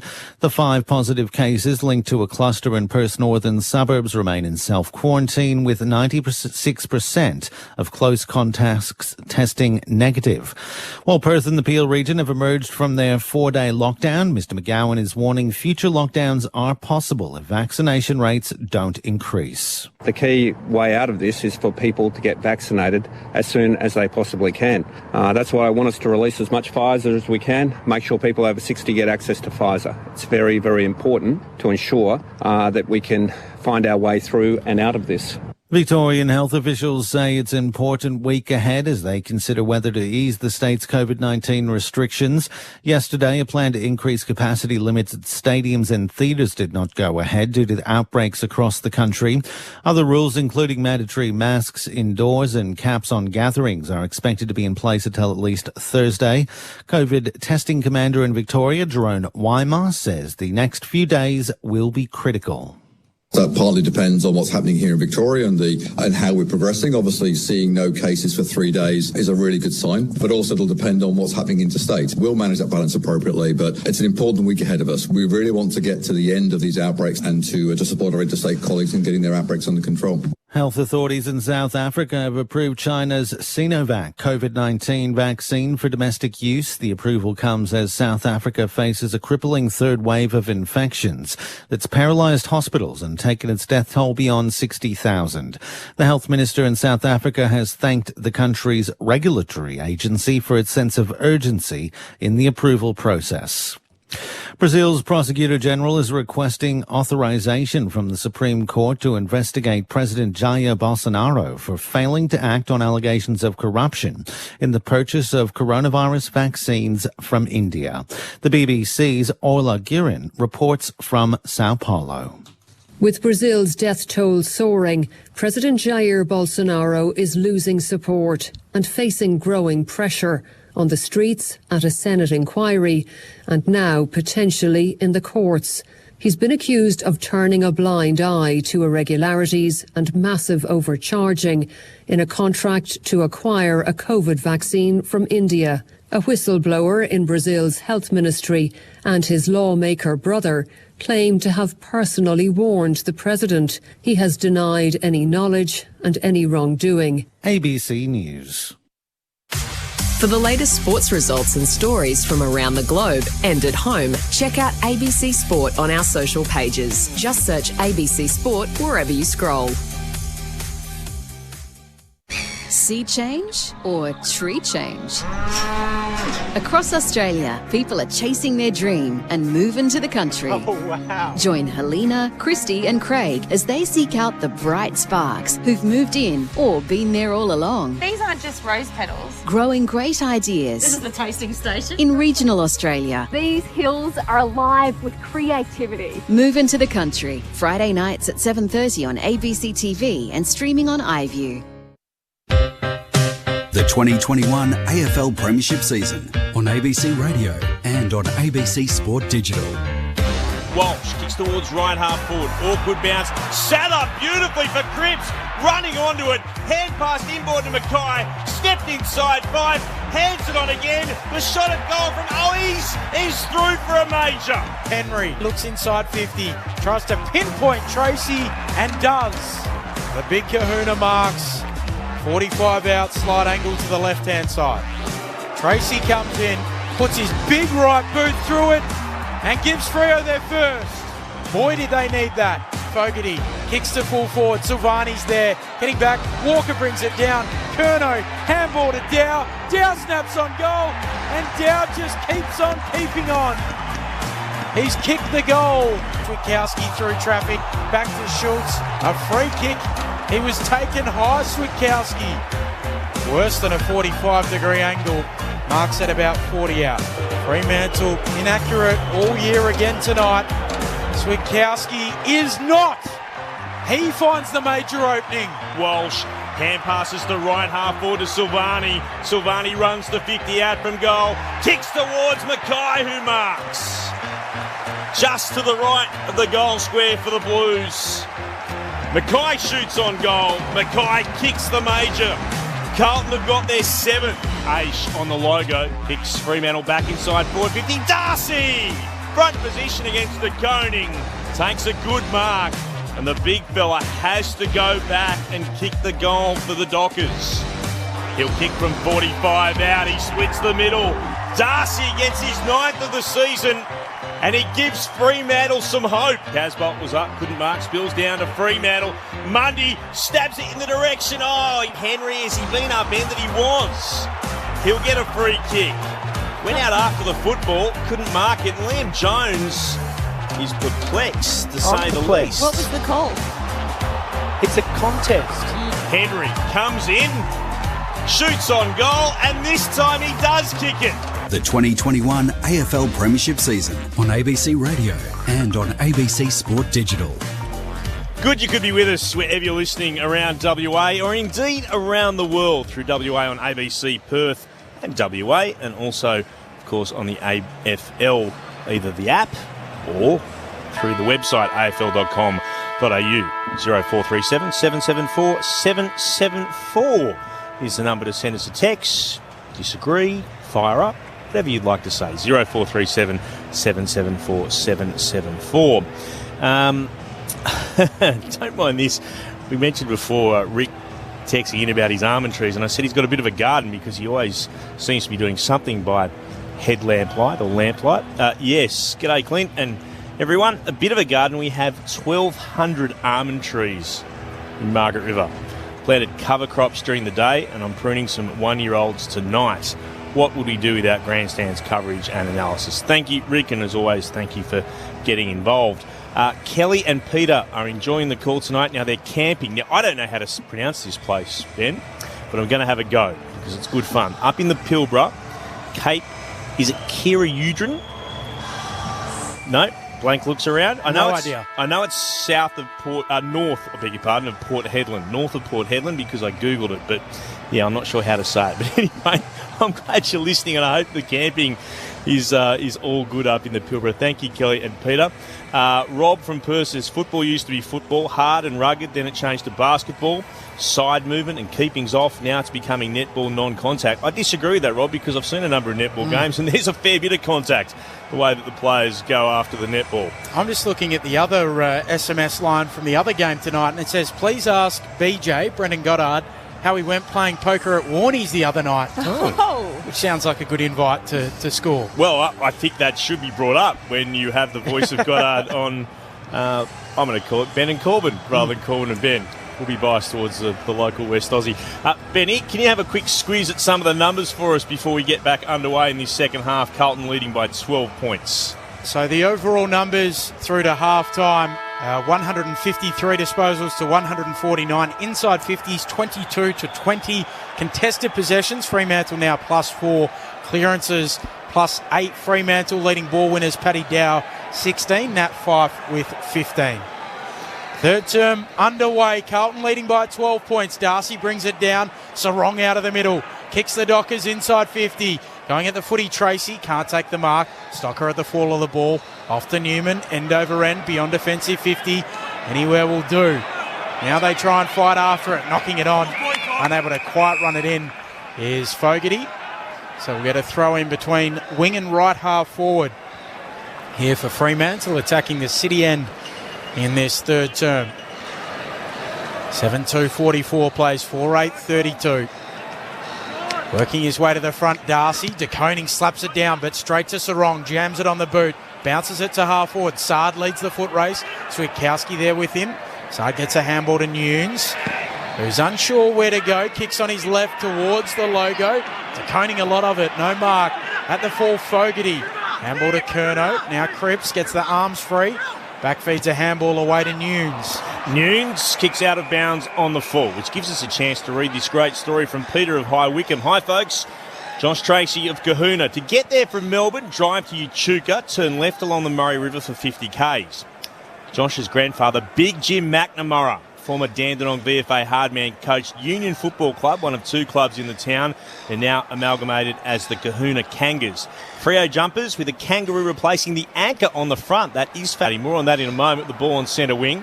Blues try to work it around. It comes to Cottrell, or beg your pardon, on in turns of Owies, and then the kick inside forward, 50 from Paddy Dow, one down by Pearce, who's been strong. Worked it out towards Chera, got tackled by Petreski-Seaton, and the free kick's going to go here the way of the Dockers.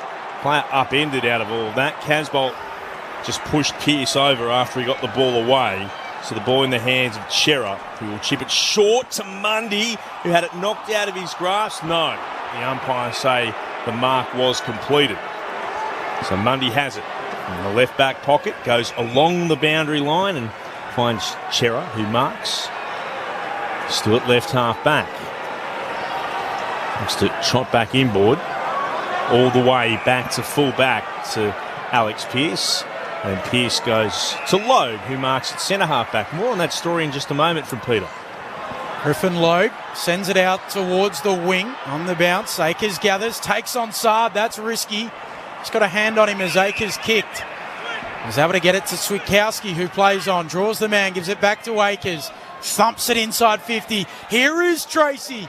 Lob there too, no mark taken. Henry at the fall. His handball back into traffic. Comes out to Fyfe. Snaps on goal and misses. Across the face, behind. A little poke in the eye too. The Fremantle captain, 4-9-33 Fremantle. Carlton 7-2-44. 3 minutes played in the third. So Wiedering, long towards left half back. Casbolt worked Logue out from underneath it, shared it with Curnow. The hand pass back into traffic. Curnow over it, harassed out of it by Fyfe. Fyfe will then pick it up away from Casbolt. Tackled by Newman, lost possession of the football. There's a free kick Carlton's way. They'll take the advantage. Curnow to Cripps on centre wing. Now moves it to Owies. Owies goes back again to Nunes by hand. Hand passes to Cripps. Hand passes to Owies at left half forward. Runs along, shocking hand pass, but it worked out okay. Bounced in the direction of Curnow to Nunes, who then gets a kick away to Walsh, who marks 55 out from goal at left half forward. He'll look to put Carlton inside forward 50. Oh, the mark's been dropped by Cripps. I reckon he spent it before he had it. Spilled away from him and over the boundary line. Also, going back to Peter's story, Union's next coach was Max Robertson, who was a local who played for South Melbourne, and another kid who played junior footy for Union, Stuart Appleby, who was a very handy golfer, of course. Finished second at the British Open one year and won 20 professional tournaments. He's been on commentary recently, Stuart.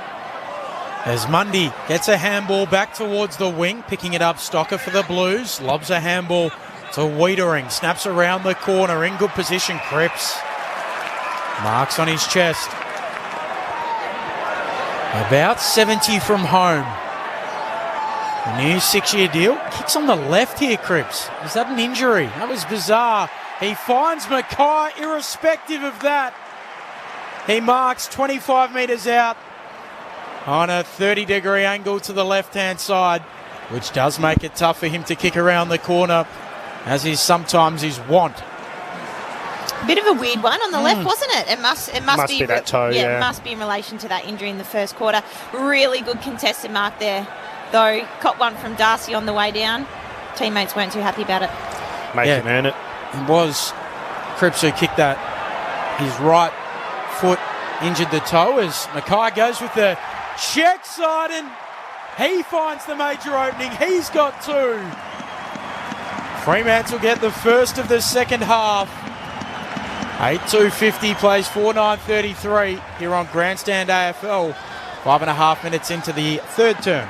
You'd have to say Pearce is probably doing a stand-up job at the moment on Mackay. He hasn't influenced the game too significantly, but he's influenced the scoreboard. He's got 2 goals now, and a great contested mark, and good teamwork by decoding with just a little nudge on Pearce, just enabled him to get that little tiny split and get up and take that contested mark, because until now he's been really rock solid. It's been a good contest, hasn't it? Yeah, it really has. And also just Logue and Ryan have just been able to kind of sit in front and not really allowed him to impact too many contests. JJ of Perth asked this question: is Rory Lobb even playing?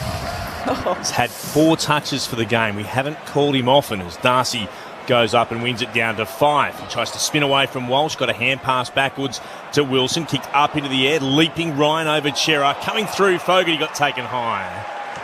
He'll get the free kick for the Blues. Darcy infringing. Fogarty moves it towards Martin, marking on centre wing, commentary side of the ground. Kicks short, spots a teammate in Kerner. He'll wheel inboard on a bit of a run. Looks to kick into the left forward pocket. They come from everywhere. Cripps front position, couldn't mark but won it down. Hand pass back to Martin, too short to be a mark there to Kennedy. Worked it on though to Williamson, who does kick towards goal. He's missed to the right hand side. Minor score. Carlton 8-3-51, Fremantle 4-9-33. Carlton's lead now 3 goals. David from Mount Pleasant, thanks for the pronunciation. Cape Carrawden. I would never have got that, David, so cheers. Luke Ryan with the kick in, goes long towards the logo, through the hands of Stocker. Here is Rory Lobb picking it up, getting a handball out, doesn't find Fife. Walsh comes through, gets it back for Carlton. Runs a little arc, chips it towards Cripps, doesn't quite get there. Spills loose to Sarong for the Dockers. Kicks forward of the wing, trying to get it to Henry. Plowman. Great mark. A little bit of showtime from Lockie Plowman. Just controlling it with the right hand. Taking the one-handed mark, then retreating by a foot back to Newman, who'll flare it to right half back and Jones. Liam Henry was hedging his bets, thinking he might be able to skip out the back if Lockie Plowman's just over-indexed on the marking contest, but Plowman with sticky fingers. So Jones from right back goes short to Curnow, who kicks the Blues to the southern wing. Front position, Casbolt got hands to it, couldn't mark. Logue tapped it back to Ryan, shares it with Bewley for Fremantle, and he'll get a kick away towards left half forward. Well done, Lobb. There he is, taking a mark up against 2 defenders. Has it at left half forward for Fremantle. Puts it deep into the left forward pocket. 2-on-2 battle, stretching. Tracy couldn't mark. Jones got a fist to it. Switkowski taken high by Plowman. He'll get the free kick, hard up against the boundary, 35 out from goal. A little bit sloppy there. From Plowman. But Switkowski attacked the ball very hard and just didn't leave any option for Plowman to put any pressure on him, and so just flung out the arm and a blatant free kick. He moves it inboard short to Collier. Now that's only just far enough to be a mark, if that. Just having a close-up look at the Dockers. What's on the back of their shorts? What's all that about? Just to clean the hands? A little bit of sticky, kind of different rubbery material. Just to help the grasp on the football. As Collier, that's a poor kick. He misses to the left-hand side. Disappointing for Fremantle. 4-10 the Dockers are now. 34 to Carlton 8. 8-3-51. The Blues by 17, 10 gone in the third. Stocker goes long towards the wing. Cripps flying in. They want to give it by hand. He does. Off to Williamson. Kicks the Blues to the wing. Mark taken by Fogarty. So Fogarty just holds it up. Fogarty will drive it long. A shallow inside 50 entry. Going up load. Fist through it for Fremantle. Ace at the fall. Handball to Tucker. Handball to Brayshaw. Just gets a handball to Sarong. He jams it on the boot. Dump kick to the wing. Bouncing ball. Lob wrestling with Wiedering. Out the back, Switkowski. Swoops onto the footy. Kicks inside 50. Schultz is there. Oh, Newman in front. Reaches up. Knocks it to his own advantage and marks in the back pocket before flaring it to fullback and Jones. The Blues with a reprieve. Jones shots to the right back pocket and turns it over, kicking down the throat of Walker, who moves it inboard with a pass to Brayshaw. Oh, the Blues have imploded there, and a chance for Fremantle to kick their fifth. Brayshaw just has to kick truly. That's the second time that Tracy has put pressure on Jones coming out of defensive 50 and there's been a turnover. The big kahuna's really good with his pressure acts and may result in a goal. Brayshaw, 45-degree angle to the left. He kicks on goal from no more than 35 out. It's through for a major. Fremantle respond. They've got their fifth and they move back to within 2 goals. Carlton's lead is 11 points at the 11-minute mark, the third term. The Blues are 8-3-51 to Fremantle, 5-10-40. As you mentioned, good pressure from Tracy. Saw the turnover and then calm and cool from Walker, spotting Brayshaw.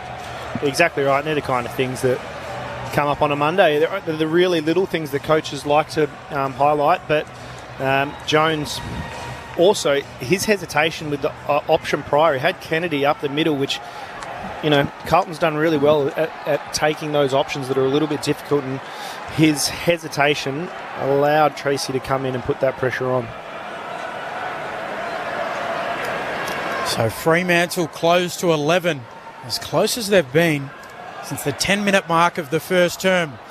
De Koning decisively with the tap. Curnow picks it up. Somehow floats it inside 50. Marking Silvani quickly gives it off to Betts, who snaps to full forward. A whistle holding. It'll be a free kick to Mackay, you would think. Oh, he takes the advantage. Will it come back? It'll come back. So Mackay will get it. 15 out directly in front. Piers is running a very, very big head of hair at the moment. The long hair on top and the beard. Thick beard too. They call him Moose. Yeah, I feel like his head would be heavy.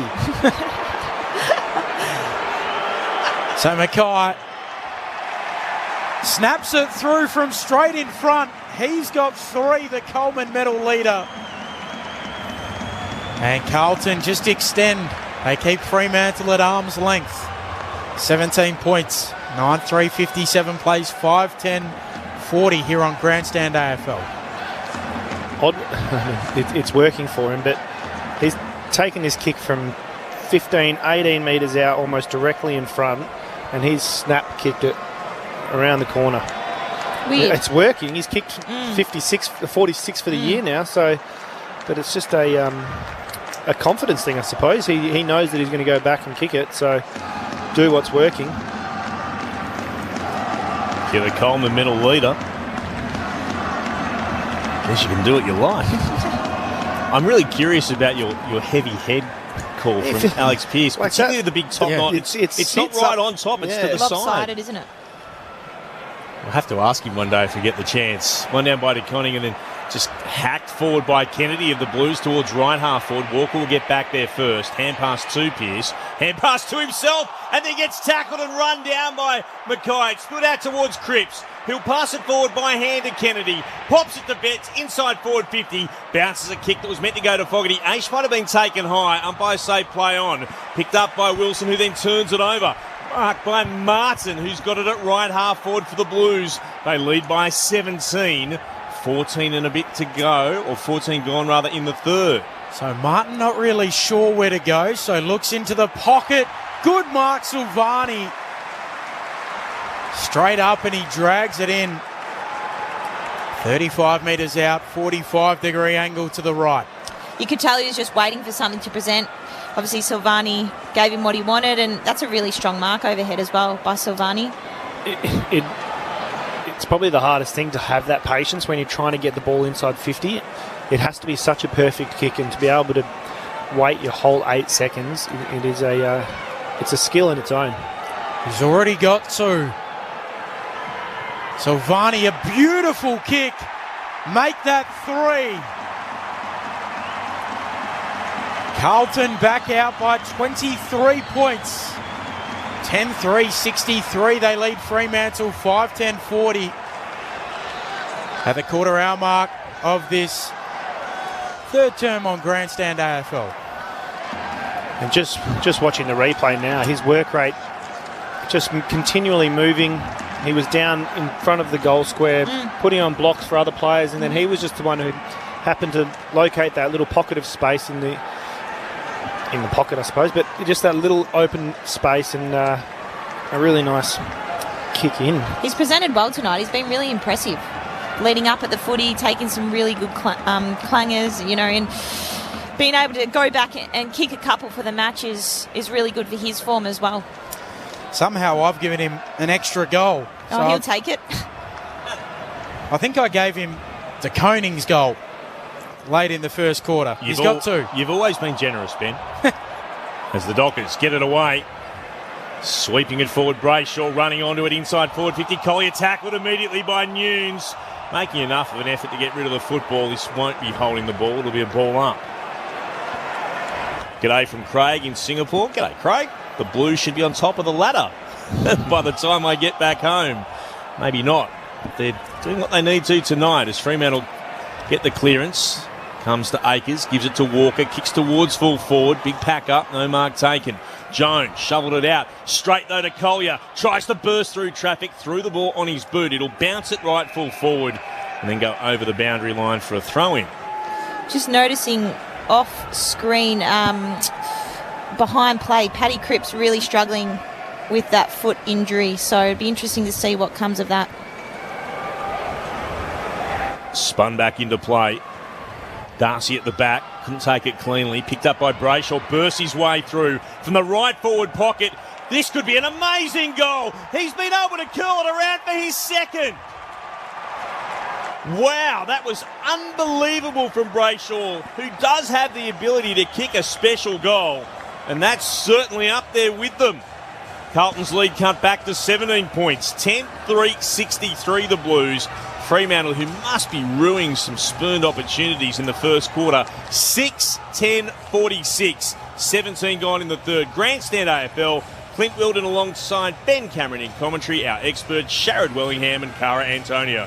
It wasn't a cleanest of kicks, but it went exactly where he wanted it to. And the best part about this is just his dynamic movement through the stoppage. He was cutting one way to come into the corridor. The ball landed at the front of the stoppage, and he just beelined it and went through it. And as soon as he picked it up, he just those first 4 or 5 steps were really, really dynamic, and that's what you like to see. We haven't necessarily seen that from Brayshaw, have we? No. That was quick. Back in the middle, De Koning slaps it down to Dow. Sarong steals it from him though. Handball to Mundy, who handballs it to Brayshaw. Now Sarong goes inside 50, bouncing ball. Let him up Stocker, who jams it on the boot. Snaps back to the wing, and Tucker's there to mark. Tucker comes infield to Aish. A lot of consternation around the AFL landscape about the width between 1s and 11s. Aish is well spread as he kicks to half forward, and marked there by Lobb, right on the arc of 50. Has it got to do with how big the player is? Because I know that Paul Seedsman's a narrow. I know that Carlton McGovern, they called him Brackets because it looked like a couple of brackets when he put it on when he first went there. It's a good nickname, isn't it? So Rory Lobb, man on the mark, 49 out. Lobb thumps it long. Won't quite have the journey. It'll go to the goal line, and Jones kills it. A minor score. 10-3, 63 Carlton. Fremantle 6-10-46, 16 points. I know Clinton Young at Collingwood, when he was wearing the number 11, it just looked like a couple of extra stripes. The Blues, beyond defensive 50 through Sard, was able to work it short to Kennedy. There's a nice pair of bright blue boots on. Kicks down the great southern stand side. Casbolt, strong mark against Lowe. Good contested grab. Then kicks and almost, in fact, he will turn it over for a neutral ball, looking for Martins over the boundary line for a throw-in. Ineffective kick at best from Casbolt. It's a ball to be spun in at right half forward for the Blues. Cunning up against Darcy. Coney wins it down, but it's straight to Mundy of the Dockers. Hand pass to Tucker. Works it on to Akers from the middle of the ground.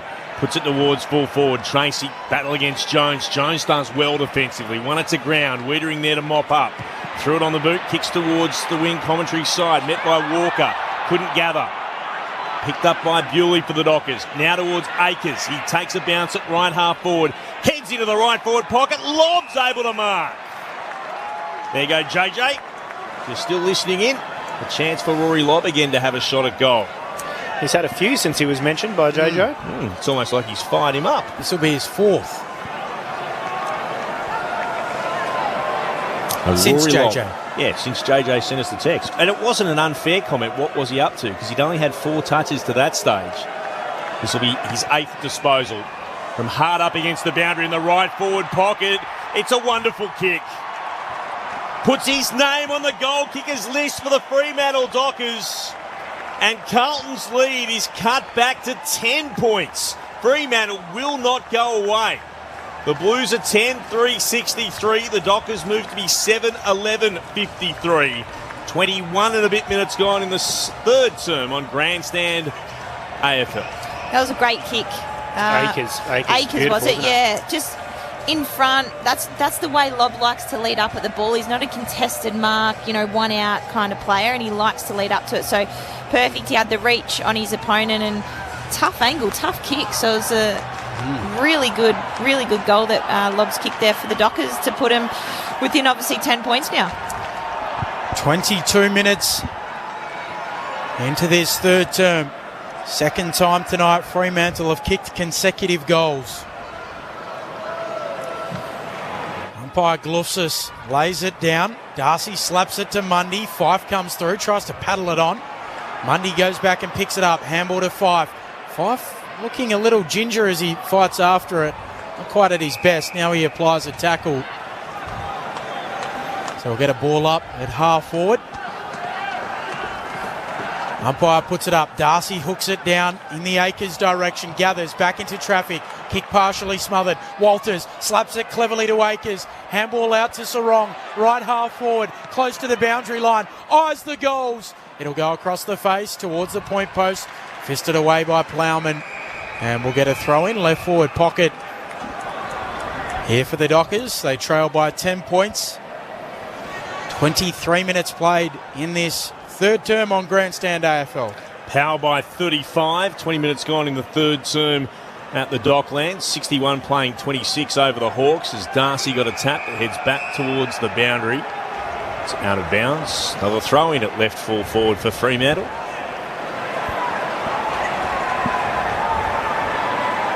We've got the close one. Carlton by 10 points. Darcy took clean possession and threw it on the boot. Racing on it, Switkowski tried to go up the outside of the right. It just trickled away instead. Couldn't make clean contact. Was under genuine pressure. Saw it just go through for a minor score. Single digits. On the margin now. Carlton by 9. 23 gone in the third.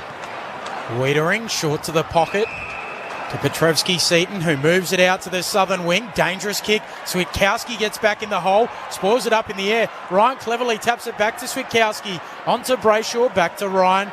Comes infield for Freo. And the mark taken here by Darcy. Darcy gives it off by hand to Ryan, who drives it long to full forward. Tracy at the footy. No mark able to be taken. Lobb robes it off hands. Off to Walters. Bounces it through. Back to 3 points. Fremantle have the last 3. They move to 8-12-60. Carlton 10-3-63. 24 and a half minutes into the third. Sharad Wellingham, Cara Antonio. They're just getting some real ascendancy around the stoppages, which is enabling it to be locked in their forward half. Carlton aren't transitioning as well as they were in the earlier part of the game, and it's all down to the stoppage dominance. Just this quarter, it's 2-11 in favour of Fremantle in the clearances, and 32-16 for the game. So Carlton were probably up, by 10 or 15 in clearances at one stage, and so for them to wrestle that back, 25 hit-outs to Sean Darcy is playing a big part of that, and it's a really, really good fight back. JJ's responded on the text, yes, lob! Thanks to the subliminal motivation by yours truly. JJ, feel free to fire up any other Fremantle docker if you want as well. Or a Blues, if you're a Blues fan out there too. As Walsh gets the clearance from the middle towards centre half forward, picking it up. Ooh, Ace goes bursting through for the Dockers again. Dumps it on the boot towards centre half forward. Jones, front position against Tracy.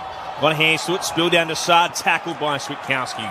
Immediately, just to the left of centre half forward for Fremantle.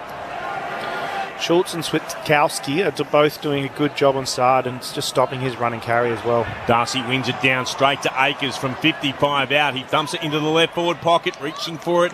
Henry couldn't mark. It tumbles past him and is through for a minor score. 2 points the margin now. Carlton 10-3-63. Fremantle 8-13-61. And we've gone 26 minutes in the third. So Wiedering will send it to the members' wing. In the direction of Darcy and Casbolt. Darcy fists it down. Cherrer over the footy. Casbolt might have got in his back. Umpire says, let me ball it up. 2 points. As close as Fremantle have been since Carlton kicked the first goal of the game. Free kick to Mundy here. Gives it off to Cherrer. Tries to set it up for Tracy. Kick just allows Jones back in the contest. Stocker Robes runs a little arc for the Blues in the back pocket and drives it to the wing in the direction of Pearce, who fists it away. And then close to the line, Logue will take it over. So we'll get a throw in neutral territory, members' wing here at the MCG. 2 points is the advantage. Away of the Blues. Nigs be in trouble. Looked like a strike on Sarong. Through the left arm at him, got him across the chest. Sarong seems okay. Here he is now. Charging onto the football, kicking the direction of Tracy. Couldn't take the mark. Jones with a clearing kick. Mundy up at right half forward, marks over the top of Dow.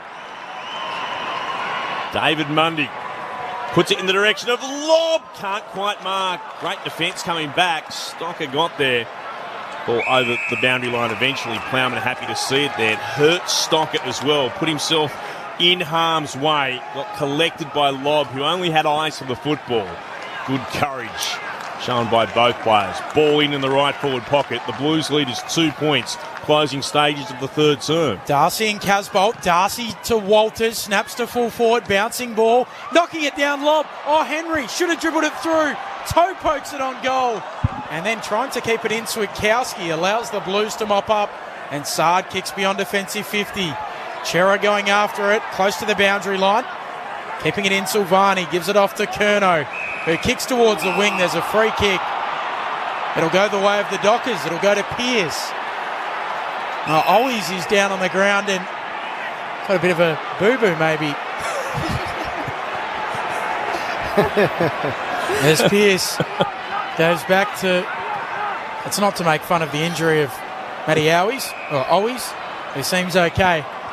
He just got a knee in the rib cage from McKay. Yeah. If it was Owies, it would be a boo-boo. As the kick is towards left half forward, I think he's okay. Fife goes up, tries to mark. He gets a free kick. Might have hurt the right wrist as well up against Cripps. Now going head-to-head, as Ben said they would. Fremantle captain, Blues co-captain, as Fife is back towards the logo. Outer side of the ground to Ryan. Puts it across the centre circles to Wilson. Elects to go on a run. Sharing in the left hand. Now kicks into the right forward pocket. He wants Lob. Edge! There's Darcy! It was a 2-on-2 battle. Lob was setting himself for it, and the ball dropped down to the big ruck The most improved player, I would argue, comp this year from last season. And Darcy marks in the right forward pocket for Freo. He'll kick from 30 out. I've got confidence in him too. He's a good converter.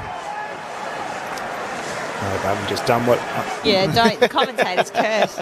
Love the run and carry, though, from Wilson off that half-back to set this one up.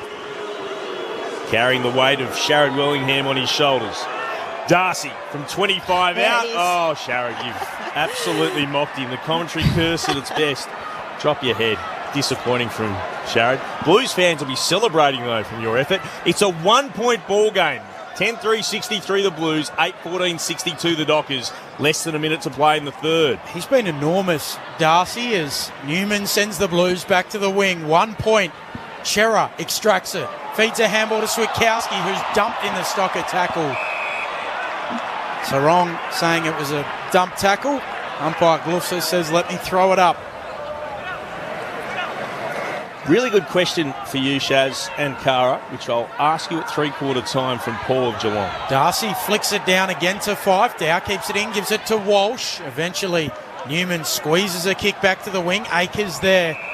Offhands, it's out of play. We'll get a throw in. 1 point. Carlton's advantage. Terrific contest. Ball to be spun back into play. Right half forward for Freo. Darcy won it down against Casbolt, but straight to Walsh. Got a hurry kick away, met by Wilson though of the Dockers. Kicks back towards full forward. He wants lob, had 3 to beat. Spills down off heads. Henry tries the dribble kick and then it turns to the right and spins through for a minor score. Probably could have kicked it in the air with no one on him. Scores a level. 8-15-63 to Carlton. 10-3-63. A blown chance by Henry though. Jason Dunstall just broke the TV somewhere. There's Chera. Extracts it again to Henry. Goes one way, then the other. Centres it. Siren close to sounding and Wiedering marks. Scores will be level as we turn for home. 8-15-63. Plays 10-3-63. Liam Henry curses himself. And well may he. Had the chance to give Fremantle a 5-point lead at the final change. But what a fight back from Freo. Can they sustain it? Back-to-back away games. This is a home game, of course, because of COVID, but nevertheless, the Dockers have had to travel to and fro across the country for consecutive games. Will that be enough to see the Blues storm home? Can the Dockers continue this resurgence? Scores level. 8-15-63 Fremantle, 10-3-63 the Blues. The goal kickers for Carlton, Mackay has 3, Silvani has 2, singles to Owies, to Betts, to De Koning, to Kennedy and to Dow, while for Fremantle, Brayshaw has a couple, Walters with 1, Henry with 1, so too Tracy, Lobb, Switkowski and Darcy. The question to you to think about, Sharad and Cara, from Paul: I can't seem to understand why Carlton, this is Paul, cannot move the ball forward of centre for nearly the entire third term. Can you explain? We'll get that answer for you in just a moment. Quick score check at the Docklands. At the moment, at three-quarter time, Port lead the Hawthorn Footy Club by 29 points. The Power 9-7-61 to the Hawks 4-8-32. Wherever you're listening on ABC Perth, WA and on ABC Sport Digital, this is Grandstand, AFL. There's chooks galore in the latest ABC Organic Gardener magazine, with simple ideas to make sure your hens are happy in their coop. You'll also learn about growing perfect peas, marvellous mulberries and natives that will attract birds to your backyard. Trees are a priority for the planet, so we've filled this issue with top tips to keep them healthy. Organic Gardener magazine, available from newsagents and abcmagazines.com.au. The 2021 AFL Premiership season on ABC Radio and on ABC Sport Digital. Cripps marks on his chest. Kicks on the left here, Cripps. Is that an injury? That was bizarre. He finds Mackay irrespective of that. He marks 25 metres out on a 30-degree angle to the left-hand side. Mackay goes to check side and He finds the major opening. He's got 2. Jones trots to the right back pocket and turns it over, kicking down the throat of Walker, who moves it inboard with a pass to Brayshaw. Oh, the Blues have imploded there, and a chance for Fremantle to kick their 5th. Brayshaw, 45-degree angle to the left. He kicks on goal from no more than 35 out. It's through for a major. Fremantle respond. Martin not really sure where to go, so looks into the pocket. Good mark, Silvani. Silvani, a beautiful kick. Carlton back out by 23 points. Behind play, Paddy Cripps really struggling with that foot injury, so it'd be interesting to see what comes of that. Darcy at the bat, couldn't take it cleanly. Picked up by Brayshaw, bursts his way through from the right forward pocket. This could be an amazing goal. He's been able to curl it around for his 2nd. Picked up by Bewley for the Dockers. Now towards Akers. He takes a bounce at right half forward. Heads into the right forward pocket. Lob's able to mark. From hard up against the boundary in the right forward pocket. It's a wonderful kick. Puts his name on the goal kickers list for the Fremantle Dockers. Darcy gives it off by hand to Ryan, who drives it long to full forward. Tracy at the footy. No mark able to be taken. Lob, throws it off hands, off to Walters, bounces it through. Fremantle have the last 3. The 2021 AFL Premiership season on ABC Radio and on ABC Sport Digital. So we'll start the final term as we begin the game with scores level. Fremantle and Carlton 63 points apiece. Sharad Wellingham, Cara Antonio, I've given you a chance to have a little think about the question Paul asked. Why couldn't Carlton move the ball forward of centre for nearly the entire 3rd term? And what did you make of what was a terrific quarter by the Dockers? Well, we didn't compare notes on that, but for mine, I think it's a matter of Fremantle's clearance dominance and the stoppage dominance. It just enabled them to lock it in their front half, and when they actually hit the scoreboard, they might not have converted as much as they wanted to, but their ability to get it in there and lock it in there and create forward 50 stoppages. We saw Brayshaw convert from one of those stoppages. It's a hard task when the ball gets in deep inside a forward 50 to be able to transition. You almost need to sometimes not aim for a stoppage in like a centre field area, but you want to get it outside your defensive 50 and then be able to reset. Whereas they just haven't been able to do that, because if they go to a stoppage, Fremantle are just winning it and taking it back in. There's been an inability to transition the whole way through.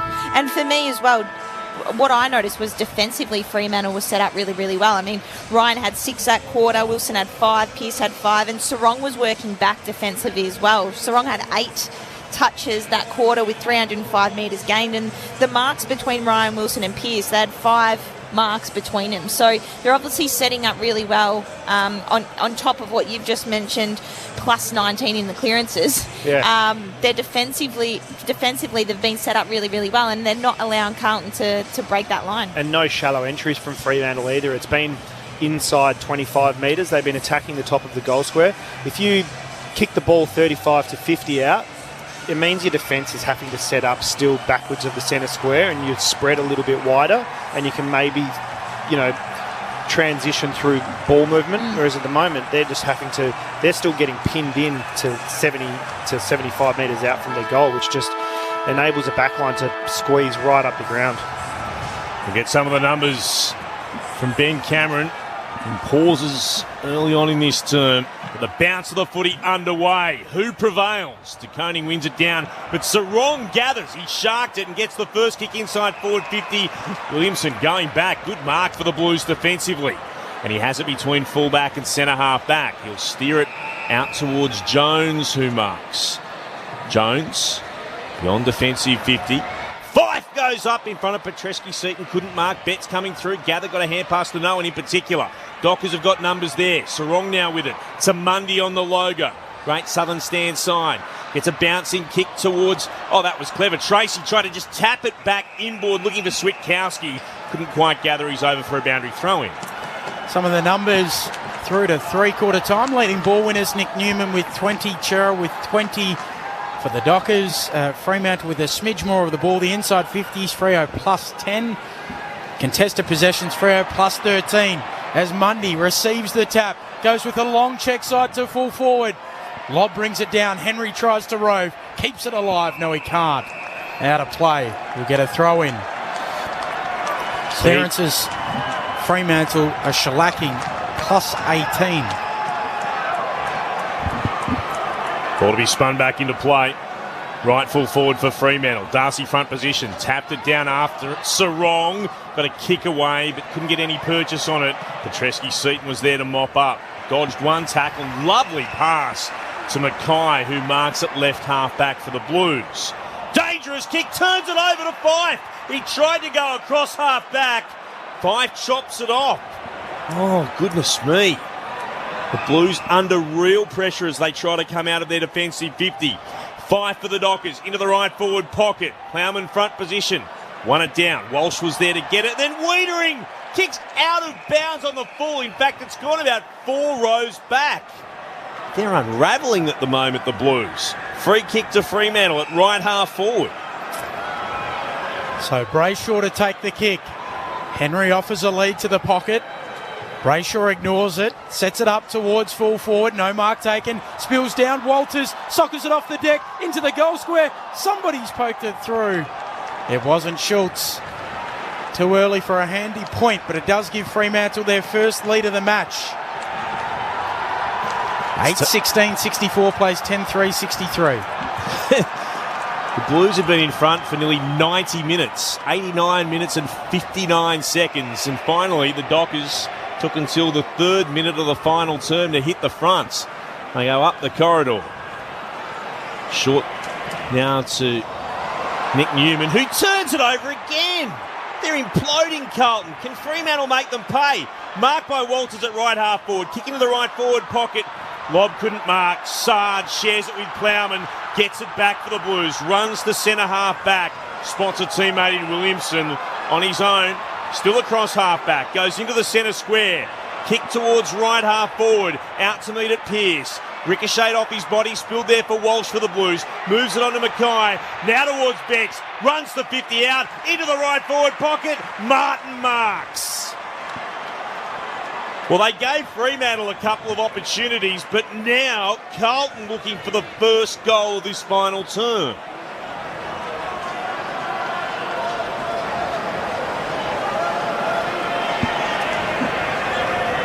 Jack Martin twirling the ball over in his hands. He starts his approach. He'll put boots of ball from about 30 out. From the right forward pocket. He kicks across the face to the left. It won't have the distance anyway, and it's off the hands of De Koning and through for a minor score. Scores level again, 64 points apiece. 4 minutes gone in the fourth. Worth mentioning, Fremantle have flown across the country, played Collingwood, flown back, and then flown back to Melbourne. What does that count for in this final term? We'll ask our experts as the kick from Freo to halfback goes out of play for a throw-in. How difficult is that? Oh, at this stage of the year, it's probably more of a mental thing. It's just annoying. But the players are probably so adept to the way they've been having to play the last year and a half that probably wouldn't be that bad. A scrimmage after the ball in. Fife tackled to ground by De Koning. Battle of the man buns. De Koning's got the long hair with the headband and Fife with the man bun. On the short sides, Darcy shoves De Koning out of the way. Gives it off to Tucker, now Akers. Handball to Mundy. Goes on the left. Good kick to Tracy. He marks alongside the interchange gates. 64 apiece. 5 minutes into the fourth. Tracy stabs it short to Mundy. Former skipper. Part of our broadcast team tomorrow for the Western Bulldogs versus North Melbourne on Grandstand AFL. Kicks inboard and finds Tucker, then goes right back to centre half back to Ryan, who switches play to Lowe, shy of the logo on the Great Southern Stand side. Moves it short to Walker, stabs it in the direction again towards Brayshaw, who marks. Brayshaw on a bit of a run. Kicks past Fogarty into the right forward pocket. Fife left, couldn't mark. Schultz at the drop, tackled by Newman straight over the boundary. Blues fans wanted holding the ball. Umpires thought differently. We've got ourselves a throw-in. Colin on the text, 0437 774 774. Just caught a 75-centimetre Murray cod. Let him go. Grabbed another beer by the fire. Ready for the last quarter. Thanks, Rex. From the throw-in, Darcy hooks it to the back. Mundy knocks it away. There to pick it up, Cripps. Gets a little 2-metre kick away to Petrevski-Seaton. Now Fogarty emerges with the footy. Kicks towards the wing. Marking contest on. Pearce is going to be paid the mark. So Pearce will come inboard. And Wilson marks on the logo here for the purple. Colin never said he gave it a kiss before he threw it back, though. Surely. Surely Wilson. Not. Wilson kicks towards the pocket for Freo. Free kick. It'll go to the Blues. Plowman's the player on the deck. He'll receive the free kick, so we remain all square. 8-16-64 plays 10-4-64. Plowman short again to Walsh. Another busy night for him. This will be disposal 19 coming up. Pauses for a moment. Still inside his defensive 50. Goes towards left half back. Going up Aish. Got a fist to the footy. Split out though to Kennedy. Shares it with Cripps. Hand pass back to Kennedy. Hand pass over the top to Cripps again. They go once more. Waxing down the outer side. It came to Kennedy, who kicks into the left forward pocket. Ryan up. Solid contact with the fist. Spilled out towards Brayshaw. Reiner continued his run. He receives the hand pass at right half back. And then kicks from the boundary towards right half forward. Marking Darcy. What a presence he's been tonight.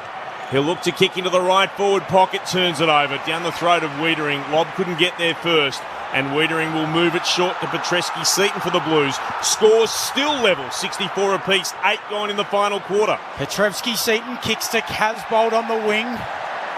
Casbolt will move it on, moves it to half forward, bouncing ball. Kennedy able to gather, hard up against the boundary line. Kicks towards Mackay at full forward, can't mark. Martin's at the full, fumbles. Allows the Dockers back in, his handball back into play. Logue mops it up, tackled, surely holding the ball it is. Betts caught him, and Eddie Betts will have the free kick. 30 out, slight angle. Surely Eddie will kick this. Well, he's known for his forward pressure, isn't he? Yeah. And that's why he's one of the best small forwards, to play the game. And he looks a little bit sore. I think maybe the way he landed on top of Logue there. I think he's had a little bit of a sore right hip flexor since that mark he attempted in the first quarter. He's going to kick around the corner, Eddie Betts. Just holds the ball out on his right palm. Now grasps it with two hands and snaps it through the major opening. His second, Carlton back in front. 11-4-70 plays 8-16-64.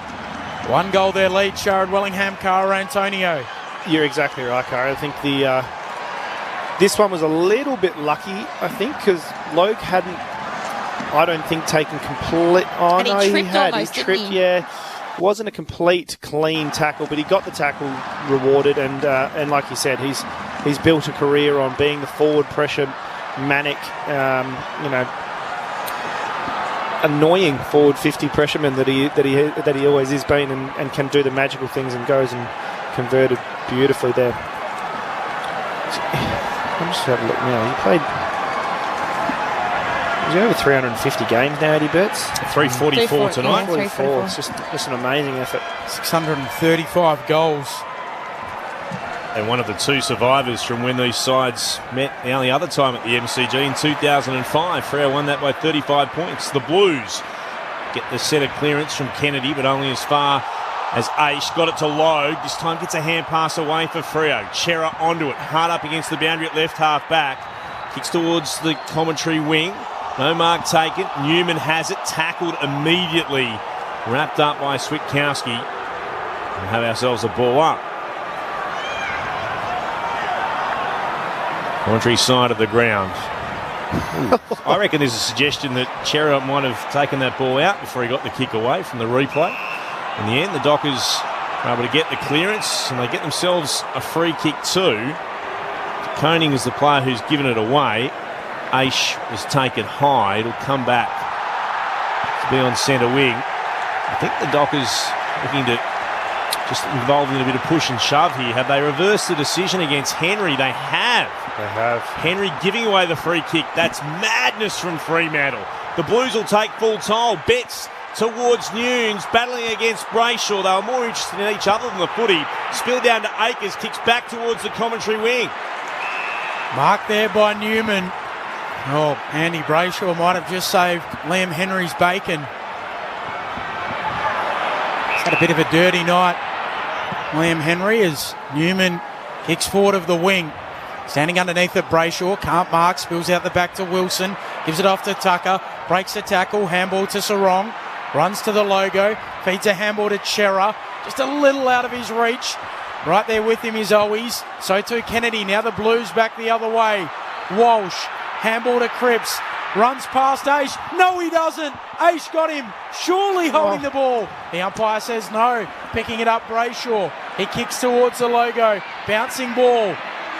Getting there first will be Akers, sockers to the boundary, out of play it goes, and we'll get a throw in. Everyone seems a little tense. Deliberate. Free kick. Was it? I think it was holding. So a holding free kick will go to Akers. Carlton by a goal. Did H not get a free kick then? Oh, they've turned it over. Akers, the inboard kick. Silvani marks for the Blues to Fogarty. Hand pass to Silvani at right half forward. He can chip short on in turn towards Walsh. Gives it back to Silvani. Stabs the pass. Oh, they've been able to turn it over here. He wanted to try and get it to Owies. Owies goes back by hand. Petreski, Seaton moving it forward once again. Owies got pinged. No, umpire says play on. They put the whistle away here, the umpires. Dow able to work at the Sard at right half forward. Sard throws it on the boot. He'll head towards goal. It'll go through for a minor score. 7-point game. The umpires have definitely just said, no, let's not worry about the free kicks now. I don't mind it. There's been some decisions that have been missed, but it's been... It's absorbing. It is. I like it. 11-5, 71. Carlton 8-16, 64. The Dockers. Brett Bewley, the man they call Binger. And you work out why Sharrod. He goes short to Luke Ryan. Brett Lee. Yep. It's almost in the name, Brett Bewley. As Ryan comes infield to Chera here for the Dockers. Just another nickname for Sends it towards the logo. Aish switches it to the members' wing. And now Brayshaw runs around to Koning. Kicks long in the direction of Schultz. Henry out the back waiting for it. Out of play off the fist of Stocker. Forward 50 stoppage here for the Dockers. 7 points Carlton's lead. Could be a nice little book, Benny, just the history of AFL nicknames. Go through every Going player. right back. We'll split the proceeds, Shaz. Spun back into play. Koning wanted down, but then taken by Akers, who lost it when he was tackled. Dow kicks through traffic. Non-defensive 50 for the Blues at right half back. Silvani battles away up against Aish. Walters picks it up. Surely taken high then by De Koning. Had him around the head, then Walters hand pass straight over the boundary line, so you can pick either a free kick there. Umpires, though, they've been consistent in this quarter. They've said, no, you have to have your head taken off to have any chance of a free kick now. My all-time favourite, Shaz, is Nigel Smart after his firewalking episode. Got the nickname Not So. Throw him back in. Blues win it down. Betts gets a kick. Ricochets off a Docker in Aish. Overrunning it was Pearce. Aish is back there, though. Gathered it now on the logo. Back to Brayshaw. Real pressure came from Betts. Brayshaw's kick bobbles its way towards centre half back. Ryan gathers to Wilson now. Dockers on the charge. Out towards Henry. Couldn't mark. Able to take the crumbs, though. Broke the tackle of Petreski-Seaton. Takes a bounce. Runs the right half forward. Kicks the Dockers into the right forward pocket. Wiedering. That is a sensational defensive mark up against Lobb. One-handed, dragged it in with the right and moves it short to Kennedy. Still the Blues lead by 7. 15 gone in the final term. Wiedering's been good tonight. That's his 10th mark. Kennedy will drive it long to the wing. No mark taken. Ball at the back. Going after it. Owies gets it out. Curnow feeds a handball forward. Silvani immediately tackled there by Pearce. That's a handball away to Walsh, close to the boundary line. He'll jam it on the boot, kick it out on the full. Fremantle They kicked 3 goals before three-quarter time in 7 minutes.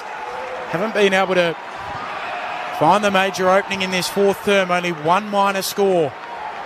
Carlton with 1 goal too. They lead by 7 points. Brayshaw's kick in from the out of bounds on the full with right half back. Short to Wilson. Just backward of the wing. Wilson wants to switch. Looks for Raish. Accepts the mark at left half back. Will look towards the wing. Trying to get it to Schultz. Saad comes across and spoils it away. A throw in inside the interchange gates. Broadcast side of the ground. 7 points. Carlton's lead. 11-5-71 plays 8-16-64. Power by 23 over the Hawks. 17 gone in the final term there. One down by Darcy.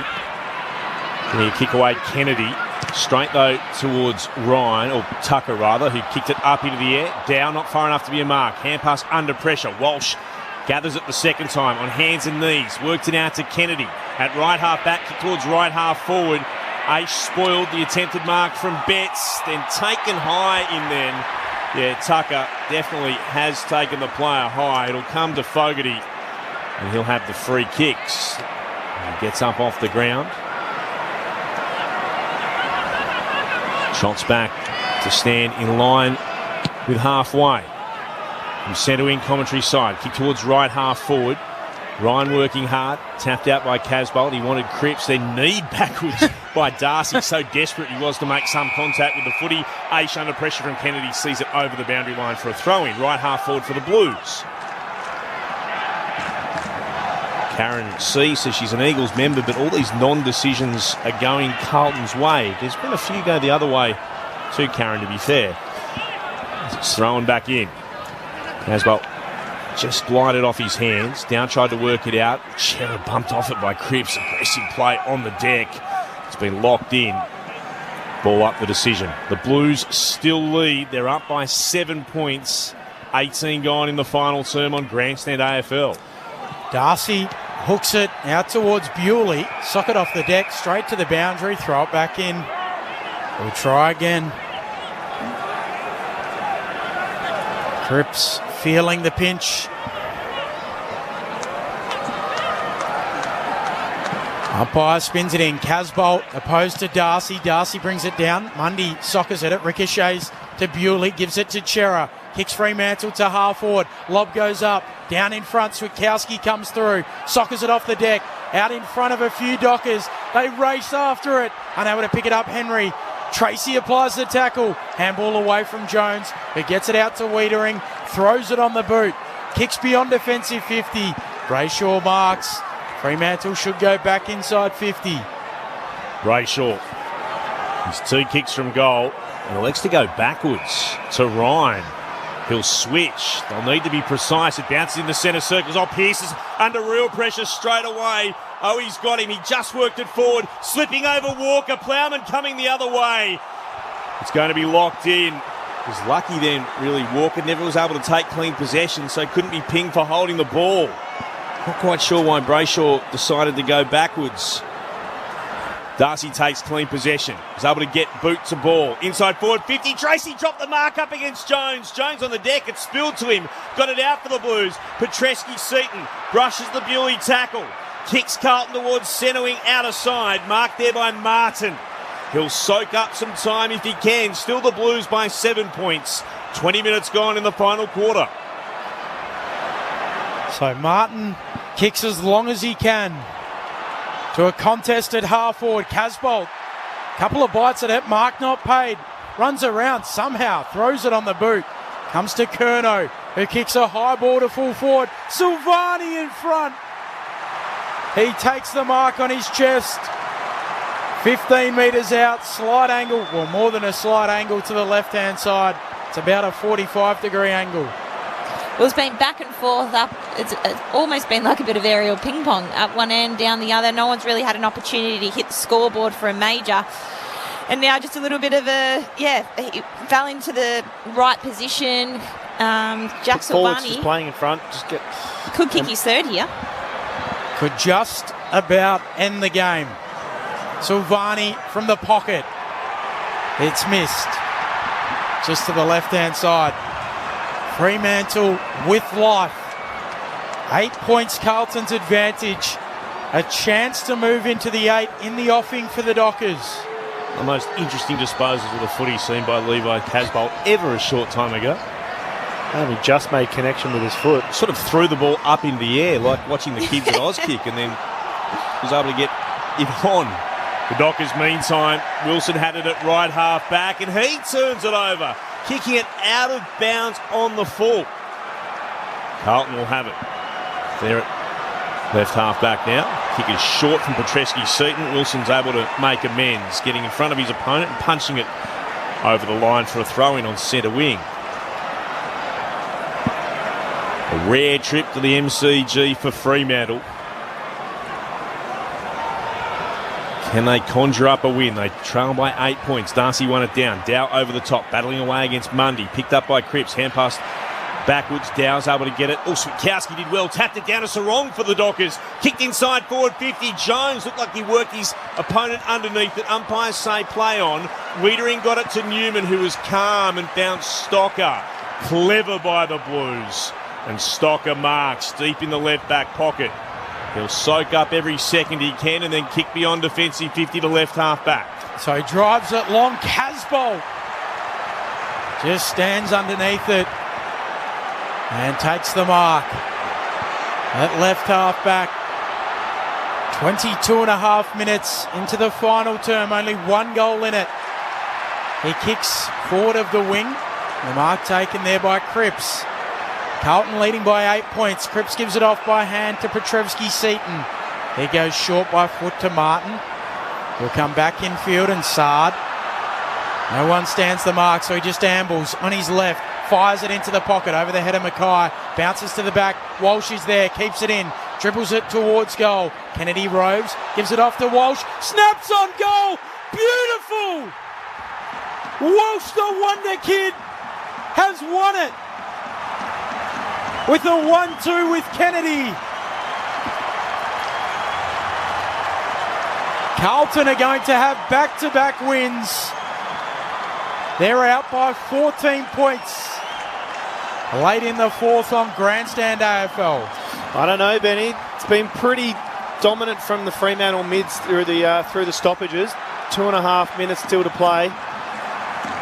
Only a couple of kicks in it, so That goal, though. It was a great effort to get a boot to it and just keep it Stay alive. Involved. Butter back up and no time at all, just straight on the boot, and great goal awareness from Walsh. A great game by Walsh as well. He hasn't been outstanding through patches. I'd say he's been consistent throughout the whole game.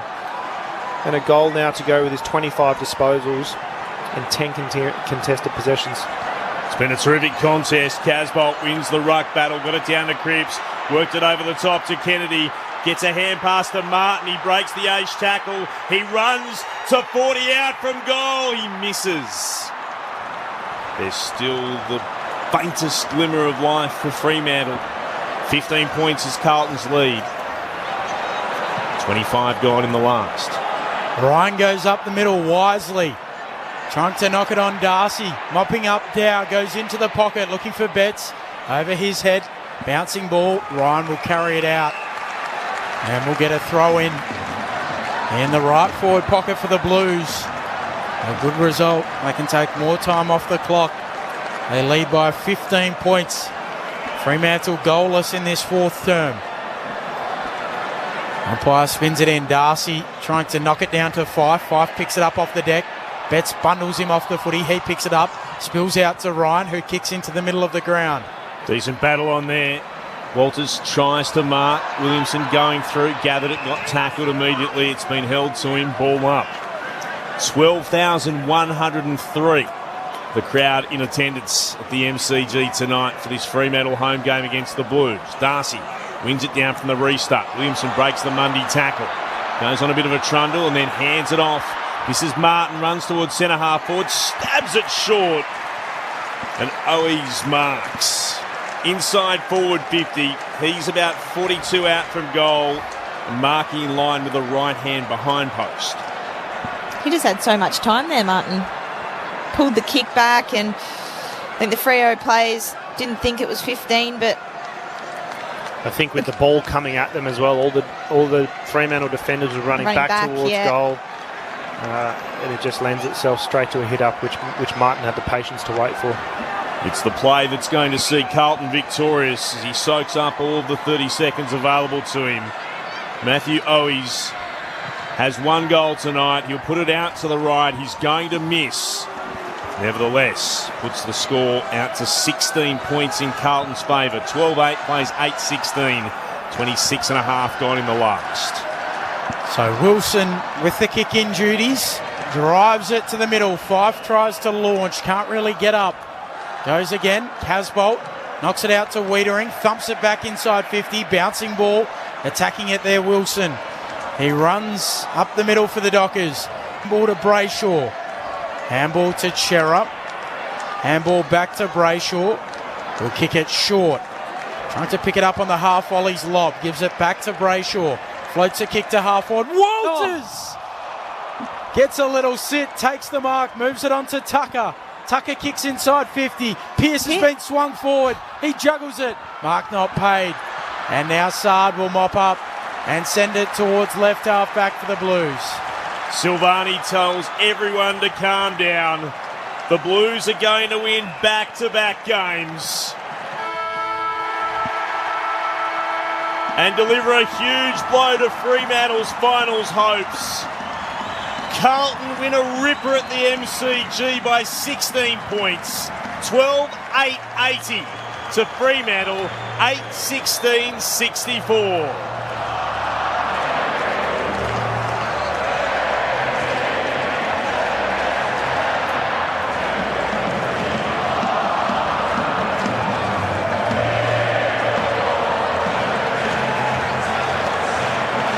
So Carlton, they led by 22 points at quarter time. Were able to just continue on at the half. They led by 12. Then Fremantle drew level at three-quarter time before the Blues were good enough in the end to be victorious by 16. 12-8-80 to Fremantle's 8-16-64. The goal kickers, Harry Mackay got 3, 2 to Silvani, 2 to Betts, singles to Dow, to Kennedy, to De Koning, to Walsh and to Owies. While for Fremantle, 2 to Brayshaw, and then singles, Switkowski, Lobb, Tracy, Liam Henry and Sean Darcy. Carlton by 16 points for their 6th win of the season. Fremantle's hopes of climbing into the 8 are dashed. Celebrations for the Blues. They've been under enormous pressure and they win back-to-back games. Adelaide last week, Fremantle tonight. Next up, Geelong for the old dark navy Blues. What did you make of it? Thoroughly enjoyable contest. Yeah. Sharon Willingham and Cara Antonio on Grandstand AFL. It was a really exciting game. Which I thought we were going to get. Yeah, but it took 3 quarters, really. I thought that last quarter, it went another gear. For the first 10 minutes, it could have been anyone's game, but I think Carlton, they definitely made the most of their opportunities. They were able to outmuscle the Dockers when it counted, I suppose. I think for me, in essence, in wrapping up the whole game, the Blues defenders really absorbed the pressure, I thought, defensively. Your Newmans, Wiederings, Jones were fantastic down back. When you have a look at the inside 50s, plus 12 to Fremantle, and they lose by 16 points, Carlton were able to rebound it really well, give their forwards opportunity, and Freo just really lacked, I think, for the majority of the game, that mid-forward connection and using those inside 50s to their advantage and hitting the scoreboard, which down the other end Carlton were able to do. Yeah, absolutely. I think Carlton came out and started exceptionally well and caught Fremantle off guard, and then it was a game of catch-up for those middle 2 quarters, and then they definitely did. Was it level heading at three-quarter time? It was. They caught up and got back into the game, and all credit to the midfield. I think the midfield of Fremantle did a great job in fighting that contest back to a level playing field, and then just like you said, just weren't able to capitalise. To have 12 extra inside 50s for the game, that's pretty significant, and to be able to not make the most of those opportunities when they did go inside their forward 50, it's a little bit disheartening, especially 8-16. So you got 24 scoring shots to 20. It's probably going to be something that's going to get brought up during the week. Decisions that are made when you go inside 50, decisions even in play when you've got the ball inside 50, what do you do?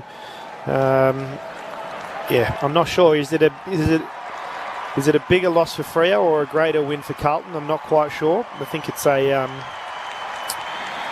win that Carlton probably needed to alleviate a little bit of external pressure, but having a look at their season, they've been in a lot of games. They've had one blowout game, which I think was Port, which was over 35 points maybe, but everything else has been inside of 3 or 4 goals. So although they've got the external pressure at the moment, I think they're a team that internally might have a little bit of confidence in what they're doing. And McKay, I'll change tack, but McKay, he hit the scoreboard, but he didn't have as big an impact on the game. I think he's had 8 disposals for the whole game, but he kicked 3 goals. So I think that a player of his, I suppose, potential, like when he starts attacking packs and making an impact and marking those things, they're going to be even better when they go inside their forward 50. So yeah, I'm probably a little bit more impressed from Carlton's win with that one. Well, I think it's a great win for the footy club. As you mentioned, they've had that external pressure and the questions have been asked of the footy club, and to withhold the pressure of Fremantle coming in that last quarter, the resilience of the group. It's almost like Fremantle last week when Collingwood came, and Fremantle were able to stand up and win the game. Carlton here, look, they started really well. Fremantle came back, but their ability to keep pressing and all be on the one page and use the most of their opportunities going inside forward 50. Their pressure was outstanding for 4 quarters, and they take home the 4 points. They, I think, let Fremantle get back into it, not only through the stoppages, just now having a think, but they became a little bit hesitant in that last probably 40 minutes of the game, where they didn't take the game on through the corridor and were struggling to. I think one of the SMSs that came in was, why can't Carlton exit the T50? And I think that was in part due to Fremantle's dominance at the stoppages, but also they became a little bit hesitant in playing that instinctual footy that was serving them so well early on. They kicked the Blues 2-5 to 1 behind in the final term. So we thought Fremantle were coming. I know you said it was just a mental thing, but I did wonder, and Ben made the very good point, the amount of travel that Fremantle have had to do, the back-to-back trips across the country. Does that show right at the end in that final term? Is that anything that Fremantle, I guess if they're looking for reasons why they were unable to be competitive in that final quarter? Well, actually, let's see if we can head down into the Blues rooms.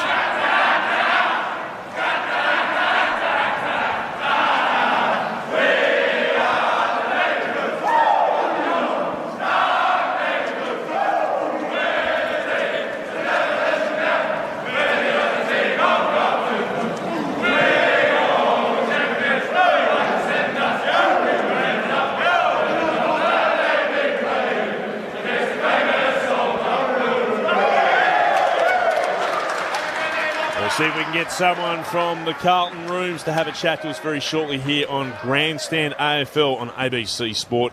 If you'd like to have your say, the number to send us a text, ask a question, make your point, 0437 774 774. Am I just looking for excuses for Fremantle? I think so, because they would have travelled. They travelled over a little bit earlier in the week anyway due to COVID. They probably knew they were going to be there for a couple of weeks because I think they've got Hawthorn next week. Yep. So what days did they travel? So they played last... did they fly on Wednesday, I think? Wednesday or Tuesday? Tuesday or Wednesday. Tuesday or Wednesday? In the last quarter, you saw they came out hard. The game went to another level. They just weren't. They gave themselves opportunities. Plus 12 in inside forward 50s. I don't think physical fatigue was a factor. They were able to run out the game. They just couldn't hit the scoreboard. I mean, when you kick 8 goals, 16. They were giving themselves opportunities. Yeah. There's 2 points, isn't there? There's a fatigue from playing from behind, which wears you down, and a fatigue when you're doing all of the work and not getting the reward. Yeah. Correct. Which it might have been a combination of those two that, geez, why isn't this just happening for us here? I don't think it's got anything to do with the travel, though. I think that they're professional athletes now. They know they with this current situation, they're probably going to have to do it again. Yeah, you make a really good point, Ben, with the mental fatigue probably from coming from behind, giving Carlton a head start, 4 or 5 goals and having to claw their way back. But they definitely gave themselves enough opportunity to hit the scoreboard and hit the front many, many times in the third and fourth quarter. Carlton victorious. Big win for the Blues. They go back-to-back. Win by 16 points, 12-8-80 to Fremantle, 8-16-64 in front of a crowd of 12,103. The other game, of course, Sean Burgoyne's 400th game. Tremendous performance by Sean Burgoyne up against his old club, the Hawthorn Footy Club, taking on Port Adelaide. It was his former club that were victorious, the Power winning by 34 points. 13-9-87 to Hawthorn, 7-11-53. And unfortunately for Sean, wasn't able to get a goal either in his 400th. Was able to kick it behind. I reckon they would have been trying to get it forward, surely, late in the game. But not to be for Sean Burgoyne. So 13-9-87 Port to the Hawks, 7-11-53. Lots to talk about. We'd love to hear from you. 0437 774 774. Scott in Esperance says, Wiedering won the game for us. Go the mighty Blues. He was influential at a number of stages, took key marks. A lot of marks, and I had a check after that really good one-handed pluck that he took. I think he had 7 intercept marks as well, which is just huge. So a really spectacular game from Wiedering. And he's a marshal back there as well. He does set up the rest of his defensive line, and I think he just gives them a lot of confidence that he's going to shut down the key defender. Yeah, and there was one late, opposed to lob, and just too strong. Too much power on the bench press. Just pushed him away and said, I'll take the mark. So he was immense. Once again, Jacob Wiedering, the reigning best and fairest. We had a little mention of a pre-game, but it wasn't the Fife and Mundy show either. It was the young guys going against it. Chera, Sarong, Brayshaw, Dow, Walsh, all going up against each other. I thought it was really, really impressive. Sharad Wellingham and Cara Antonio, experts on Grandstand AFL. Let's head down into the Carlton Rooms play we've just been talking about. Jacob Wiedering joins us. Congratulations, Jacob. What a tremendous performance from the Blues when you were challenged. Thank you, guys. Thanks for having me. Massive win for the boys. These are the sort of games that we've been in recently. I guess it's been a couple of kicks either side, and we've been on the receiving end of some losses, and it's just, I guess, off the back of last week, good to get some consistency in, and massive win for the boys, massive win. We held tough and got the job done. We were talking about the number of games that you've been in this season during the call and just haven't been able to get over the line, and then you finally get that one against Adelaide. Do you feel you can really build on something now? Yeah, for sure. I mean, it's those little wins. I guess it's guys stepping up as well. I guess we've relied on Cripper and Doc and a few of the senior boys over the years, and it's just good to see a few of the younger boys. Dowie stepped up tonight. I thought Walshy was consistent again. The backline played as one, and the last couple of weeks have been able to keep the Oppo to some pretty low scores. So it's certainly something we can build on. I haven't looked at the ladder. Is it 6, 7 wins? I'm not too sure. 6 wins for you now. You're up into 12. 6 wins. Yes, it's not. I mean, we are. Finals is still alive, and it's a tight race for everyone, and we've got to win. We'll take it week by week. We've got to win every game, and that's what we'll look to do. Just curious, because there has been so much pressure on the club and the coach, and then the football department review was all announced. How did that change things within Carlton? Has it been any different since that's happened? Because it has seemed, oddly as these things do sometimes occur, that you've been able to turn things around on the field since. Yeah, it's again, it's probably never ideal to have a review of your football department mid-season, but I think it's showing the character of everyone at the club, starting from the top, President, CEO, Brad Lloyd. Everyone's been very consistent with their messaging, and again, Teague's done a terrific job at just keeping our minds on the job, and the last 2 weeks have shown the character of the team. It's enjoyable football. It's an enjoyable environment. That may be ironic considering what is going on, but the boys are tight. It's a great club to be at, and we're showing what we can do. Jacob, have you done an interview for the review yet? No. So that I think it was Tuesday last week. We were introduced to Jeff Graham and Pav. Pav was over Zoom. Obviously, he's stuck in WA at the moment, but they just gave us the information that we needed to know, and interviews will be conducted over the course of the next couple of weeks. And again, I'll just be open and honest and just speak my mind, but keep my mind on the job and get some wins on the board. Jacob, Sharad Wellingham here. Great game from a club perspective, but also yours. And we really thought that the Fremantle midfield were putting a lot of pressure on you guys as a backline, but you were just able to withstand it throughout the whole game, especially that second half of the game. Talk us through, I suppose, how you guys set up and what you did to counter. They had 12 more inside 50s than you guys. So what was your, I suppose, tact in making the most of those defensive rebound 50s? Yeah, it's a funny one, Joe. It's a good question. I guess in a way, us defenders in recent years, we're used to a few more inside 50s than the usual, and I guess off the back of that, our craft as 1v1 backmen and the way we defended as a system and as a team was terrific tonight. And it showed the last 2 weeks we're defending as one. The mid forwards putting on pressure, middies filling the gaps, and Jones and myself, Plough, Newey getting the rewards for it with some intercepts. So, they put the pressure on in the third quarter. They were coming, and even Rory Lobb, he's a very big man, big reach, and took a couple of grabs in the third quarter, and that sort of got him going. So we had to be really disciplined. Reset at three-quarter time, we did that, and we got the job done for the fans. You also mentioned a couple of your young guys who we also thought played really good games. Dow got you guys off to an absolute cracker. Walsh finished it for you guys. What other young guys can we see coming through that are going to come into the midfield, and how close are, I mean, you're in that group too. You're only 23 at the moment, and are you guys really cohesive off field? And I'll probably want to hear more about the midfield. Are they working really closely under Paddy Cripps and learning their craft, and how much more improvement can we see from these guys? Yeah, I mean, Paddy Cripps is a fair play to learn off, which is very handy, and Walsh really hasn't put a foot wrong in the last 3 years, and his first 3 years that he's been in the AFL. So we've got some quality there to learn off. But I mentioned the names. Dowie's obviously really come on here.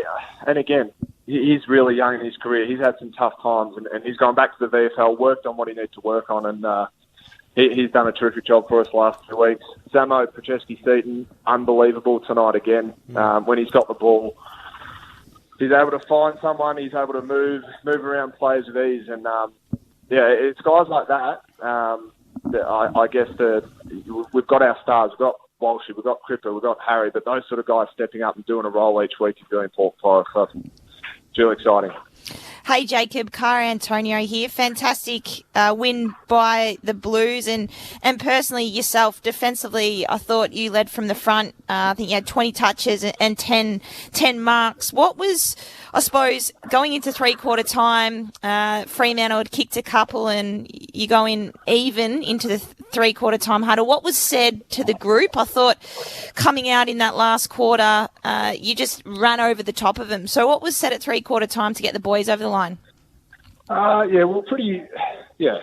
guess each team is going to have their their momentum swings during the game, and during their third quarter, they really did get a run on. I think I was looking at the scoreboard with Stock at the end of the game, and they kicked 4 goals, I think 7 or 8 in the third quarter. So we weathered the storm, and it ended up even at three-quarter time. So again, it wasn't the worst result, but we came in, Teague was very calm, told us what we needed to know, and I think the important thing was Cripper bringing us in after Teague left, and basically said our season was on the line and we need a win.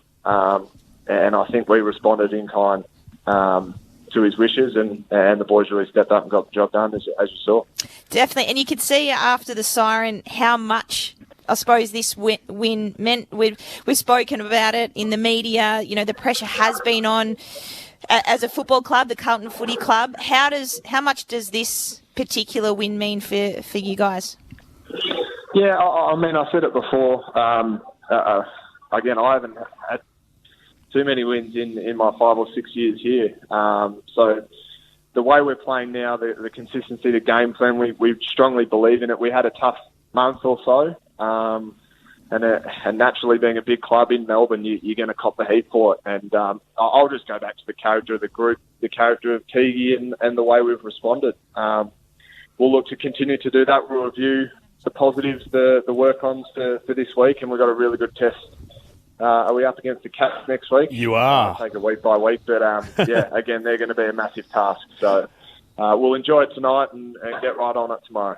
One last one, and we appreciate your time, Jacob, but the Sam Walsh goal right at the end to keep the ball in play. I know you're a long way away from where it happened. Did you see it? Does that sort of sum up the desperation that the Blues had tonight? I remember it. I remember turning to the crowd and giving them all a fist bump. But no, I mean, every shot counts in that last quarter. And again, we're able to kick a winning score. And it's just bloody good to be on the winners list this week. So, yeah, we'll review, recover, and we'll go again next week. Very exciting. Congratulations on the win. Well done. Thanks, guys. Jacob Wiedering joining us from the Carlton rooms, from the winning rooms. We head across to the Dockers rooms. They had their opportunities. Adam Cherra's good enough to have a chat with us. Adam, tremendous fight back in the third term. How did you assess the final quarter? Did you run out of legs because of the travel factor? Was it an issue with just having to spend so much time to try and fight your way back into the contest? What did you think happened in that final term? Hey guys, thanks for having me on. I think for us, the big message that came out of that final quarter wasn't necessarily our legs, it was more our composure with the footy. We had plenty of opportunities going forward, and I think we felt a bit flustered or rushed at times. It didn't show the composure that we had showed in the second and third quarter. So, but then again, I think we were down 22 points in the first quarter, and that's from there we're fighting back, and credit to us being able to get back into the fight. But first quarter really cost us a lot. It was a tremendous fight back, as you mentioned, without scoring, without kicking a goal in that opening term. Is it, I guess, a bit of a tale of Fremantle's season at times when you haven't been able to take your opportunities in front of goal? At times. I mean, it's something that we're always working on. We think that our brand of football gives us many opportunities in front of goal, and we can really put teams to the sword. But, it's something we're going to continue to work on. I think tonight we'll 16 behinds, but we're just backing our process and keep supporting our players and giving them confidence in those positions. Adam Cherra joining us on Grandstand AFL. Clint Wilden alongside Ben Cameron, our experts, Sharad Wellingham and Cara Antonio. Adam, I'll take it away a bit from the footy aspect, but I'm more interested in what's the next, I suppose, few days, and I think you're over there for a week or so. What's the review, recover process look like for you guys, and what have you got planned for the time you're in Melbourne? It's been the week was pretty hectic. But it's the times we live in, and a few things in our schedule have jumped around, but we've just got to adapt. And this week we'll try to keep it as normal as possible. Obviously, we're away from home, and there's still a little bit of uncertainty of what the future holds, but. I think we'll just review and recover as normal, and I think the plan's to head over to Tassie sometime next week and shift our focus to the Hawks once we take our learnings out of today. Hey Adam, Cara Antonio here. Sorry about the loss. I feel like in the last couple of weeks and games, and I suppose it's been a regular occurrence, the slow start from the boys. What has this been addressed internally? And again, we saw it tonight, 4-2 to just the 4 behinds. What has it been talked about, and do you speak about it going into games? Yeah, we do speak about it. That's something that we address, and it can cost us games sometimes, as we've seen a couple of times this year. So, for us, it's making sure that we're organised and we're connected from the get-go, and being able to respond when a team does. We knew Carlton were going to come out hard and fast, and we tried to prepare for that. But they're a very good first quarter side, and we just got to handle that better. Adam, I'm almost sorry I have to do this to you, but the contract question remains the elephant in the room. Are you any closer to making a decision? I think I was asking this last time. Nothing's changed. I have to give the same answer. I've still got time on my side. I mean, I'm loving my football this year, and I'm focusing week to week still at the moment. And obviously I've got a decision to make by the end of the year, and I'm sure the time will come when that's right to sit down and discuss, and we'll sort those things out. But at the moment, not at the front of my mind. You've got great guidance from Clary Connors, who's the best in the business. But one thing I haven't really heard is you articulate what are the factors in your decision-making process. So what are they? Oh, for me, it's a bit of everything. I mean, football is just my job at the end of the day. Obviously, I love it and I dedicate my life to it. But, I've got a partner in my family, and I've got to make sure we all feel really comfortable where I am, and I'm comfortable where I am as well. So, that's things that I've got to discuss and work out. But at the moment, I've got time with that. So, just trying to really enjoy my footy at the moment, and push for finals this year with the team that we've got. How do you deal as a 21-year-old? I can't imagine what it's like when half the country's talking about where your future might lie. How do you deal with that? I listen to those around me. As you said, I've got a good management. I listen to those. I listen to my family. I listen to my support crew at the club. That's what matters to me, what they're saying. So, I try and phase out all the other noise, and focus on what I can control at the end of the day, which is my training and my preparation and my performance on the weekend. Was it a challenging week with what happened to Fremantle? And I guess with that, I really desperately want to know, were you on the bus that got lost on the way to Perth Airport? I was on the bus up with that. I was on the bus that got lost. What happened there? We ended up putting up on the side of the road to do a big U-turn with a bus, which is challenging in itself. I think you just missed a turn, but that day of transport took, started at 1 o'clock, and we landed in Melbourne at 10 a.m, got to the hotel just before 12, so it was a big day for our day off. But, with challenges assigned to everyone this year, and I think we adapted really well, and we settled in here, and unfortunate tonight, but, we couldn't fold out prep. I guess I asked because the ridiculous nature of that happening. Is that sort of stuff just the new normal because of COVID? Does that faze anyone at all? People just shrug their shoulders and go, well, that's just what we have to deal with at the moment? Yeah, I guess so. I mean, that's not just with us. That's the general public as well at the moment with the lockdowns and COVID restrictions that happen. So, nothing that's, we hear, it's not an option. I mean, when we heard of hubs on the Monday or travelling, we knew it was possible, even though some people were brushing it off. But it's just the time we live in at the moment, and we just got to be ready for anything, really. An absolute last one from us, and we appreciate your time on this, Adam. You've been great having a chat with us on Grandstand AFL. I'm just curious with Hawthorn next up and the quest for finals, which Fremantle supporters are still desperate to know. You think you're still a chance of playing finals in 2021? Yeah, definitely. I mean, they're definitely in reach, and we're trying not to look that too far into the future. I mean, we're focusing on Hawthorn next week and just going to take it game by game. Because at the end of the day, we're just trying to get better every week, and the finals will come when they come, when we're ready for it. So I believe we've got the group that's good enough to make it, and it's just a matter of being able to execute our game plan each week and back it into have a really good finish of the year. Really good of you to share some time with us. Bad luck on the result. Good luck against the Hawks, wherever that happens to be next week. Cheers, Adam. Thanks a lot. Thanks for having me, guys. Adam Cerra, who shows a lot more class than Gareth Bale did when he was asked about his future after the Euros the other night. He just walked off. Oh, really? Yeah. Obviously going somewhere. Just think that that might just be how Gareth rolls. He's slightly different. Gareth bailed, I think. Gareth, from the question. Gareth bailed. Very good. Well done, Adam. Poor for Adam answering Cerra. that. He has to. He says, you guys asked me this last time. Not you again. It is the awkward question, but the reason it gets asked is because Fremantle supporters are desperate to know. Do you think that he case. doesn't? Do you think that he honestly doesn't know yet, or do you think that he's delaying? I thought his answer about football is my job. It's a part of my life was telling. This is just my interpretation, but that to me sounds like what's going on outside of football and where I'm located is more important than where I'm playing my football. But speaking to people around him, they are adamant that he hasn't made a decision and that he's very much his own person. So he's the kind of guy who won't be rushed by even all of the media speculation. You could read that. I actually agree with you, but you could read that the other way. In terms of, look, football is just a part of my life, so I'll make my decisions around other stuff, and it might simply not be family. That might mean he could lean the other way. Questions about where are Fremantle going to go in the next couple of years, which are all legitimate questions to ask.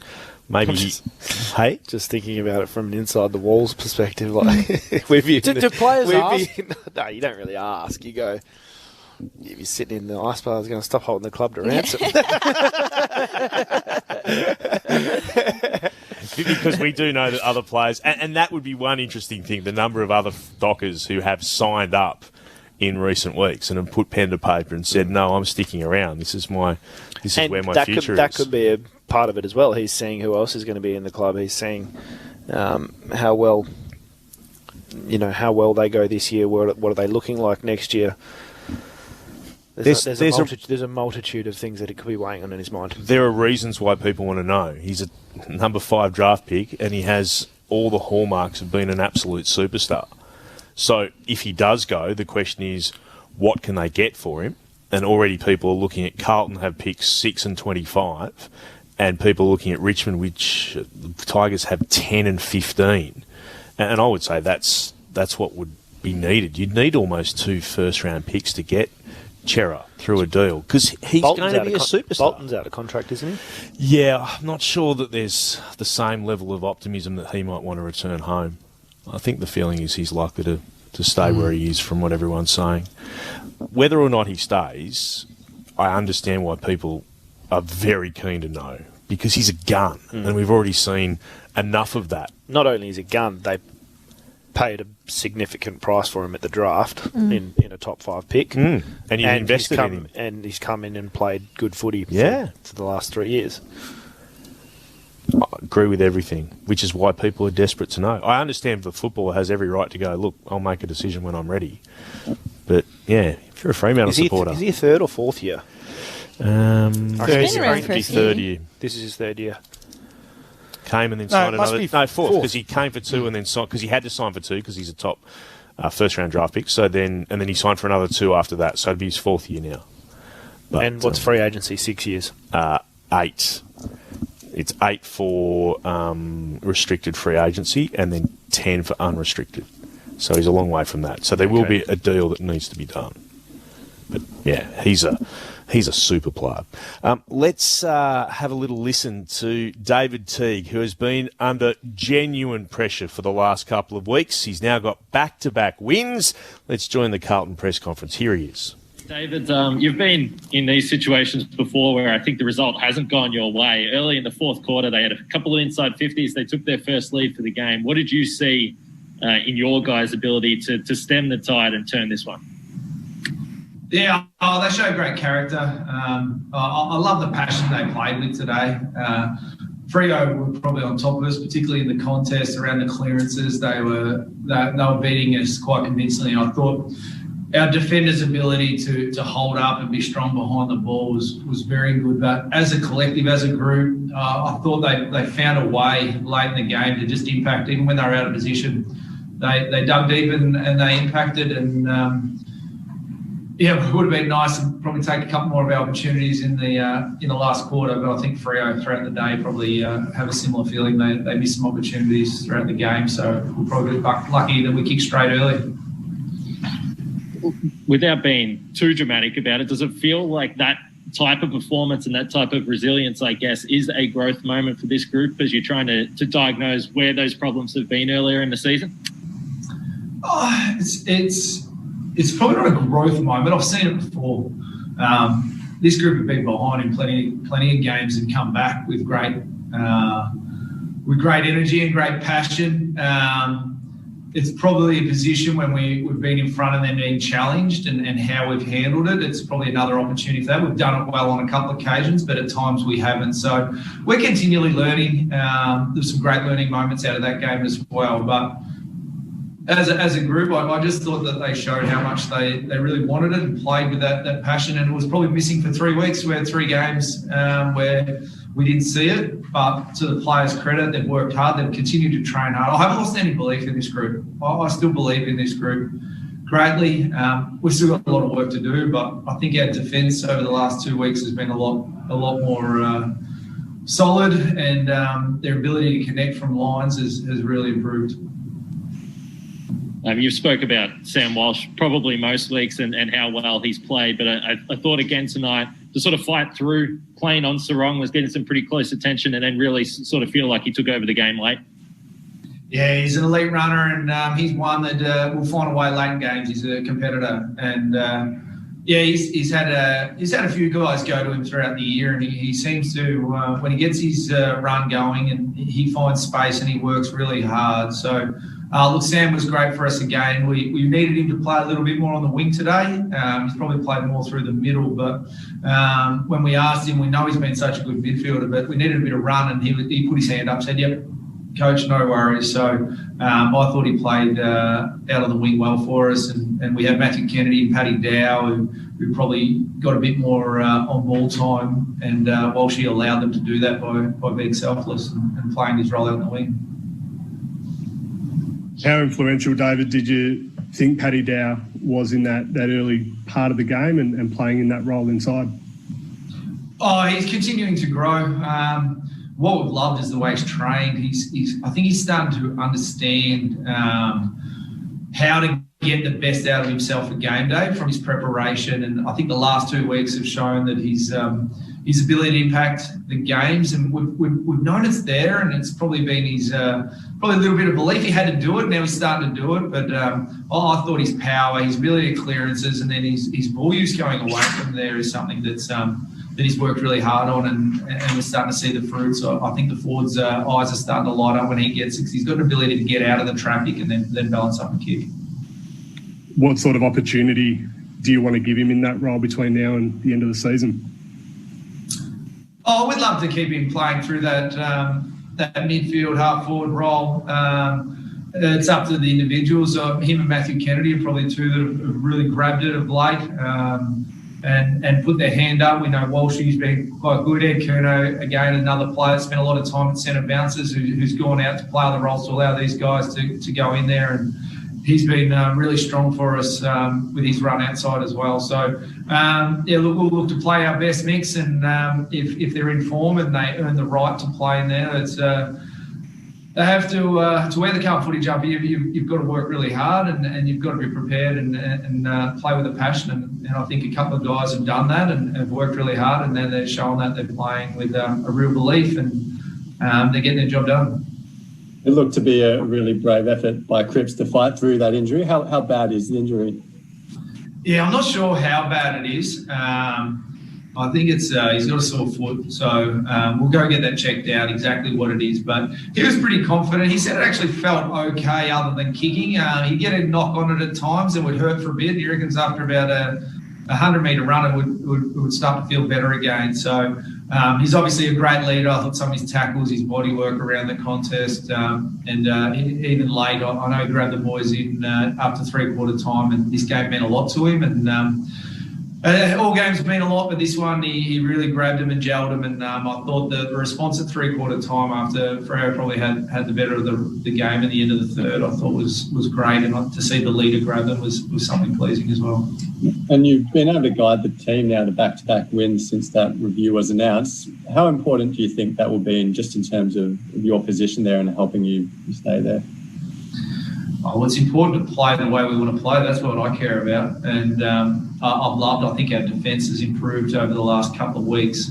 As I mentioned earlier, I think we're a bit more connected and we're defending. Having said that, I thought our back line, particularly from clearances where you're a bit more one-on-one, I thought our backs were super today across the board, all 7 of them. So, but yeah, it's about playing our way. I thought some of our ball movement was good at times. They were dropping back in front of Harry. I thought we lowered our eyes and used some other targets. So there was some pleasing aspects. So for me, it's about how we go about the game, how we play, and the energy we bring. And that's what I really enjoyed today. Jacob Wittering, David, could you give a comment on him? That was almost a game-saving mark in the last quarter. Was that Wittering? Yes. Yeah, look, he's been super. He's had a really great season, and when he's in a contest, I think his teammates have so much belief in him. He's confident in those positions, and whether it's spoiling, whether it's marking, his ability to make the right decisions at the right time too, knowing when to spoil and when to mark is a great skill to have. And he's been outstanding. He's hardly had his colours lowered, and then next week he'll get a great challenger game coming up against Geelong, who obviously have got some potent forwards down there. We'll look for Jacob to get his job done again, and I've got no doubt he'll prepare well to do that. And I thought Liam Jones as well, and then the small backs, Plowman and Sard, Williamson, Newman. I thought they were all really strong for us today. Just Tom de Koning, it was a massive challenge, obviously, for him tonight. I don't know if anyone's playing as well as Sean Darcy. How did you view how he battled through that matchup? And then, I guess, secondly, what do you think he can learn from going up against someone like Darcy? Basically won out like he did. Yeah, different opponent. Sean's playing some great footy. Like we said, he's in good form. There's some great learning. He was probably trying to jump at D50 stoppages, and Sean was trying to grab it out of the air, and he adjusted and late in the game made a really important tackle. So he's going to learn a lot. He's still in the early parts of development, particularly for a ruckman. And now we've asked him last week. He did a lot against Riley O'Brien, and then he came up against another quality one today, Sean Darcy. So he'll keep getting better. He'll keep learning. He'll keep reviewing, and we have a lot of belief in him going forward. And I thought Levi was very good for us late in the game. That bigger body against Sean and around the ground, I thought he gave us another look in there as well. So. I thought Tom's first half was really good. I thought Sean got on top as the game went on. And that's where we'll leave David Teague, the victorious Carlton coach. The Blues winning by 16 points over Fremantle, 12,880 to Fremantle's 816.64 in front of just over 12,000 people at the MCG. The other game tonight, the focus, of course, the 400th game for Sean Burgoyne. Silk, though, couldn't get the win. The Power by 34 points. Port Adelaide 13,987 to the Hawks 7,1153. Ben, just have a quick look at some of the numbers, and then we'll get the votes in the ABC Footballer of the Year and the Christian Medal. Andy Brayshaw was the leading possession winner on the ground. 28 disposals for him, 25 for Luke Ryan. Sam Walsh for the Blues with 25, 8 marks, 10 contested possessions, and 7 ground ball gets. Looking at the team numbers, Carlton, slightly more of the football, 335 disposals. Fremantle, 323. Inside 50s, Fremantle 52 to Carlton 40. Contested possessions, 123 to 122, so Fremantle +1. Clearances, Fremantle 45 to 26. So dominant in that area. And Sean Darcy had the better of Tom de Koning around the stoppages. 40 hitouts to 20, 23 to advantage, only 6 for de Koning. So the Blues with a 4th straight win over Fremantle. How did the votes go, Cara? Sharon? All right, 3-2-1. So with the one vote, we've given it to Andy Brayshaw. Obviously, Fremantle's best, 28 touches, 8 marks, kicked a couple of goals himself. With the 2, Wiedering we thought was outstanding, 20 disposals, 10 marks, 438 metres gained, 9 rebound 50s and 9 intercept possessions. And for the 3 we've given to Walsh, 25 touches, 8 tackles, and he's kicked himself a goal as well. And it was a beauty too, the way he continued on. So the Christian medal, we know the 3 votes. Andy Brayshaw moves across with the 3 votes. Who gets the 2 and the 1? We have gone Sean Darcy for his mammoth effort. 2 or 1? 2, sorry. 2 for him. Thank you. Mammoth effort in the ruck. Gave his midfielders great advantage at the stoppage. 20 disposals, 8 marks and a goal. And then Ryan, we thought played a good game. He had 25 disposals, 9 marks, 526 metres gained. So he did rebound a lot of the Carlton 4-0. He did indeed. So 3 to Brayshaw, 2 to Darcy and 1 for Ryan in the Christian medal. Sharad, Cara, thank you for your contributions tonight. Let's wrap things up before we finish in about 3.5 minutes' time and take some of the Fremantle presser, Justin Longmuir, downstairs speaking to the media. Justin, was it as simple as inaccuracy, or was there more that you weren't happy with tonight? No, it was the start cost us. 22 points down at quarter time. We just, lacked composure with the ball. They beat us around the contest early. We looked off. We didn't look like a connected group. And then, from quarter time till probably halfway through the third, I thought we, had to get terms. I think, we passed 20-odd inside 50s after quarter time, and we just butchered some opportunities in front of goal. It's been this year and continues to be an issue. Given what the opportunity to move into the top, how disappointing, I guess, is the result, performance aside? It's the disappointing part of it's not. It is that, and that's the outcome. But the process is the disappointing part. We didn't play as connected as we did last week. We didn't have as many contributors as we did last week. We weren't as moment by moment as we were last week. That's a disappointing thing.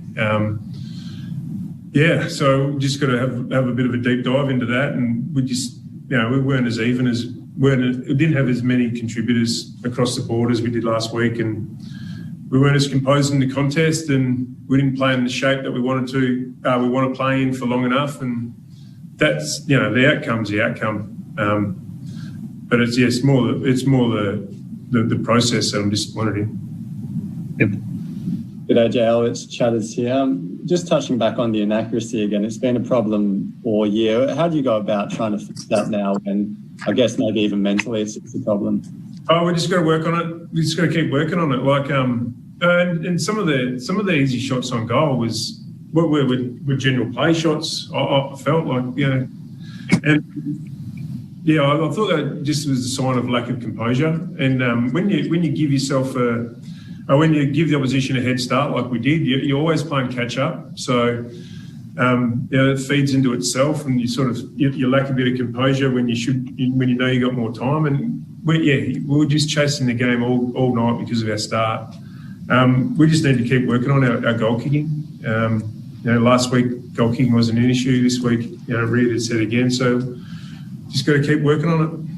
Certainly do that. 13 behinds tonight. There were 3 rushed, so 16 in total, 3 rushed, 13 behinds, total 8-16-64 to Fremantle. Carlton 12-8-80. A win to the Blues by 16 points and repeating Port by 34 over Hawthorn. Tomorrow, the games to come. Massive one for the West Coast Eagles in Geelong up against the Sydney Swans. Collingwood will take on St Kilda, and the Western Bulldogs up against North to wrap up the round. Grandstand AFL continues tomorrow. Hope you can join us then.